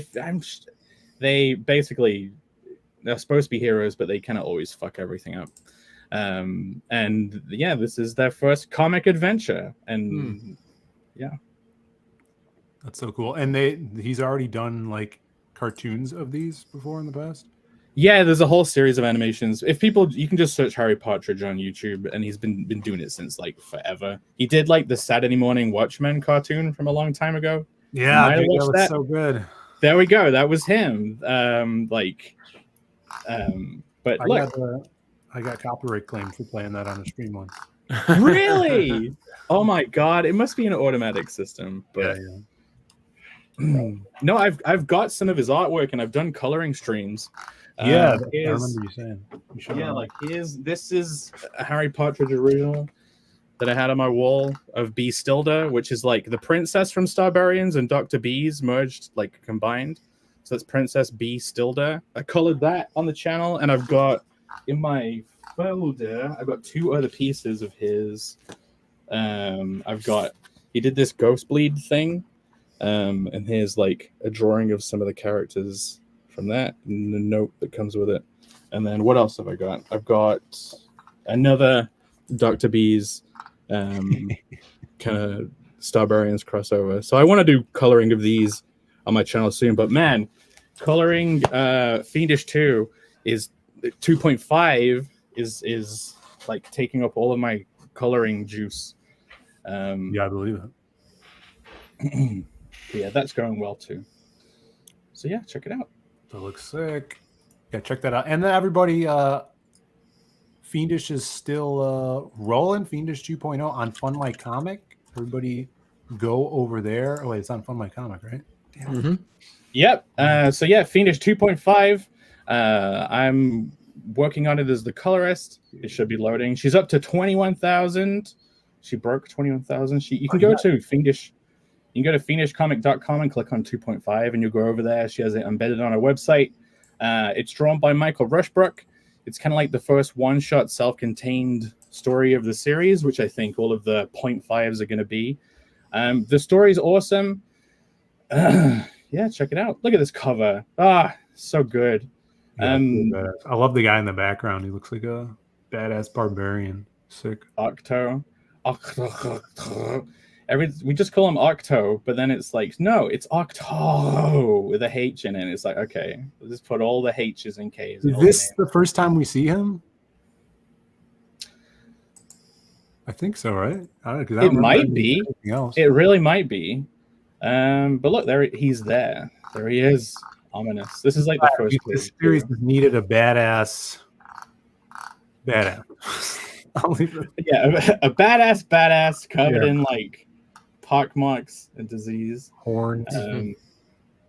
But yeah, this campaign's doing so well. Yeah, everybody check it out. Is there anything Anyone streaming later? What a wonderful way to go out with a bang, eh, Phil? Wait. Phil, throw up my screen. Can you see it? Let me see. Feels like so about. Hey, look at this. Yes. So we have to explain to Patrick. Patrick, so every week we have a beautiful audience, and Alex VRB makes a weekly meme after our show. And this is this week's meme. So I've got a Patrick's fever, and the only prescription is more death bell. And then this guy in the back, now I become death, this destroyer of worlds. He's just there. And what's his name? They just made a movie about him. Oppenheimer, right? Oppenheimer. Yeah, Oppenheimer. Yeah, death comes for us all. I literally said that at the beginning of the stream, so that's a direct quote. There you go. I knew this would happen. You're already dead, though. I knew this would happen. Oh, that's right. Good luck, meat bags. Oh no, not again. This is the one I don't fully understand. You guys know what that is? That Christmas Carol related? Because of the PTSD from him, like the ghost for him again. Yeah, you're right, dude. That's hilarious. Yeah, I read Spellcheck. He can't kill us if there's no typos. I love the wolf. This is my favorite. Look at because Phil's like because he meets Achilles and it's like meeting Jordan. That's right. You know, Napoleon always says, "Imagine a king who fights his own battles. Wouldn't that be a sight?" Sweet. For real. And then Reenie's not saying anything. Wait, isn't the text coming out of Reenie? Like it's a dot. It's a red dot. It looks like it's red on gray. The name of her existence. Red on gray. Look at this beautiful. This is a good one. That's funny. She's got a little spider on her hat just for the art itself. I just noticed. Yeah. That's no, wait, Wait, you not think that's? You think Alex added that or no? No. I just didn't look at the art before. Because you mentioned on a stream novel that you thought jumping spiders were cute, and I already had put a jumping spider on her hat. Yeah, no, that's good that you just said that because I was about to go on a jumping spider rant, but I won't because who cares? No, do it. But I'm still spiders are so cute. They're awesome. I'm thinking about. I've actually been looking for them every day, but I keep finding. I think they're just called grass spiders. And they're still a little creepy, but they're everywhere. You look in the grass, all of a sudden, you'll see like 10 in like 1 minute. And you're like, what? It's another world. Have you seen YouTube videos of people that have them as pets? Yeah. The jumping spiders as pets is the cutest thing ever. But they only live 1 year because it's kind of sad. Like, they die in a year. Like you just as you get like attached to them, they freaking die. Like gone? No. I suppose you have loads of them. You should do a this year's jumping spider. I about had it with spiders in our house because we were missing a ceiling for a while. Yeah. And here in Florida, I mean, like we get spiders the size of my hand. Yeah. I mean, humongous. I mean, like the other night, I was just sitting here drawing. I looked over, and there's one just sitting right there, just looking at me. No. And, I mean, and I'm not exaggerating. Like they're as big. I mean, they're wolf spiders. They're venomous. They're not poisonous. Like you won't die. I mean, but it's like they're huge. You know what I'm saying? Their butts are huge. Oh yeah, it's worse than a bee sting, a little bit worse. But wolf spiders, they're pretty smart, so they really won't bite you unless you accidentally step on them, like all spiders, which is still scary. Yeah. Well, I have no tolerance for spiders. I can't do it. Yeah, Something happened in a past life, I think. Yeah. Wolf spiders freaking carry their babies on their backs too. Yeah. So sometimes you hit them and then they just like scatter like little scatter. Oh man. Well, we don't have anything that big over here. Everything's tiny and useless. Like I still haven't been stung by a hornet, and every time I hear those wings buzzing, I'm like, fuck off. I close my window. I've never been stung, and we don't have like crazy huge spiders like daddy long legs, but they aren't harmful to humans. Oh yeah, you just have people just driving in the streets shooting guns. Yeah, that's the trade-off. we got stung by a bullet the other day. Yeah. We do have real bummer. We have brown recluses, but they don't I've had some on like my porch back in the day. They don't really bother anyone. Unless they bite you. Yeah, Mhm. just be mindful. Yeah, Patrick, I had pretty bad arachnophobia and I still might, but just the last week I've been watching tons of spider videos and I'm feeling better than ever about spiders. But it's jumping spiders is the gateway to not being scared of spiders. They're legit cute. It's super weird. They have 2 huge eyes, and then the rest of their eyes are really small. Well, wolf spiders jump quite a bit too. Yeah, but the jumping like spiders they are cartoony. Oh, Yeah. really? Well, I'll have to check them out. I'll pull one up. Yeah, they do jumping spiders. They do a head tilt. They'll actually, because people keep them as pets, they'd be like, huh? Yeah, okay. They have personality, man. They try to understand beautiful. Let's see. I don't believe it. Yeah, but they say jumping spiders, because they have eyesight as good as us, which is you would think it would be impossible for the size of their brain, which is the size of the tip of a pen or of a needle. So it's like, how the heck do they pull that off? But it's because they're one of the only animals in the world that their brains can pull double duty. Each brain cell can do 2 things at once. So an animal that small having eyesight as good as humans is like insane. And that does kind of help them with the intelligence thing. They can do trigonometry to hunt their prey. It's because they have to be hunters is why they have to be smarter. Because a lot of spiders are just lazy and they're all like cool, but jumping spiders are the ones that have to be legit smart. I found one, Phil, if you share my screen. Look at this motherfucker. Look at this little shithead. Look at him. He wouldn't hurt a soul. Look at him. Such a cute little buddy. Yeah, see, I'm all right with that thing. How small is that though? Teeny tiny. Yeah, it looks like a cartoon. Like, it's like, what? It looks like Pixar or something. It doesn't get any bigger? I don't think so. Well, all jumping spiders are pretty small, but the biggest ones, they might creep you out, but they look like that, but they're a little bit, they can get the size of your thumbnail. How can you interact with this thing though? Like, how are they going to be your pet? I don't get it. They do weird shit. They do like this. They do like, let me up, and then you put your hand. They jump on your hand. Yeah. Is that cool? But I would be scared of losing it though. I'd be like, oh, it's going to jump off. Look at these little hands. Yeah. They do a little dance. Check this out though. I read an article about how they recently discovered that spiders sleep, or not sleep, but dream. Yeah. Wow. Yep. They say that about jumping spiders. Yeah. They do REM sleep.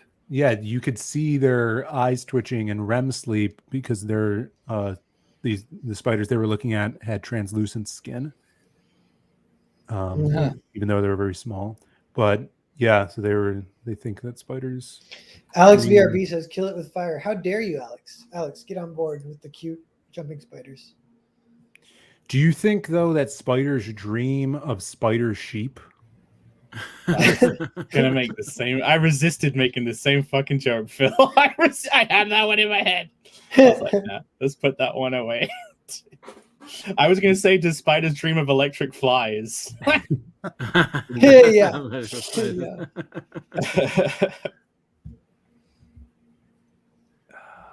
Well, that's the end of the show. That's it. Stick a fork in it. There you go. You're done. I might have to take a shower, boys. Yeah, I would. This liquid that was on me. What's going on? But next week we'll be on Jake's channel. Yeah, we're gonna talk about the horror as a genre. Horrors as a genre. I'm gonna be playing porn live on YouTube. Awesome.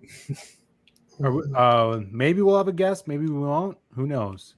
But make sure you're subbed to Hyper Wizard's channel, Narwhal's channel, Riot Press Productions as well, because he's streaming all the time too. Sundays, you doing your Sunday show? Fridays sometimes, and then Sundays. We're getting back to getting on schedule on Sundays. So Fridays we're doing CG nights, and then Sunday we're doing my Sunday show. And then I need to get back to doing. I used to do these like art tutorial videos, but this year has been a crazy year for me. And I'm trying to get things back on track. But yeah, sub to Riot Press Productions on YouTube if you're not and watch some fun videos. Yes, kick ass. And make sure you back Sleep Legend of Sleepy Hollow, the second printing. Those are going to be shipping out at the end of the month, which is awesome. Mm-hmm. Not even they're going to be shipping out on the 10th. Like you're going to have them by Halloween. Damn, kick ass. Even better. Nice. We'll be doing more spooky themed shows every Thursday night. And I was actually streaming on Rumble. We got 7 people over there on Rumble. What's up, guys? There you go. The Lost viewer over on Rumble says, checking out the comics in the description. Cool stuff, guys. Awesome. Thank you so much. Work hard on these comics and definitely support them if you like what you're seeing. Really appreciate that. And thanks for everybody super chatting. The memberships really help us out. And I'll see you tomorrow's Friday. We'll be doing Diaz Brothers tomorrow, Friday. And you guys have a great rest of your night. Go find another stream. Tell them we said, what's up, punks? Peace, everybody. Bye.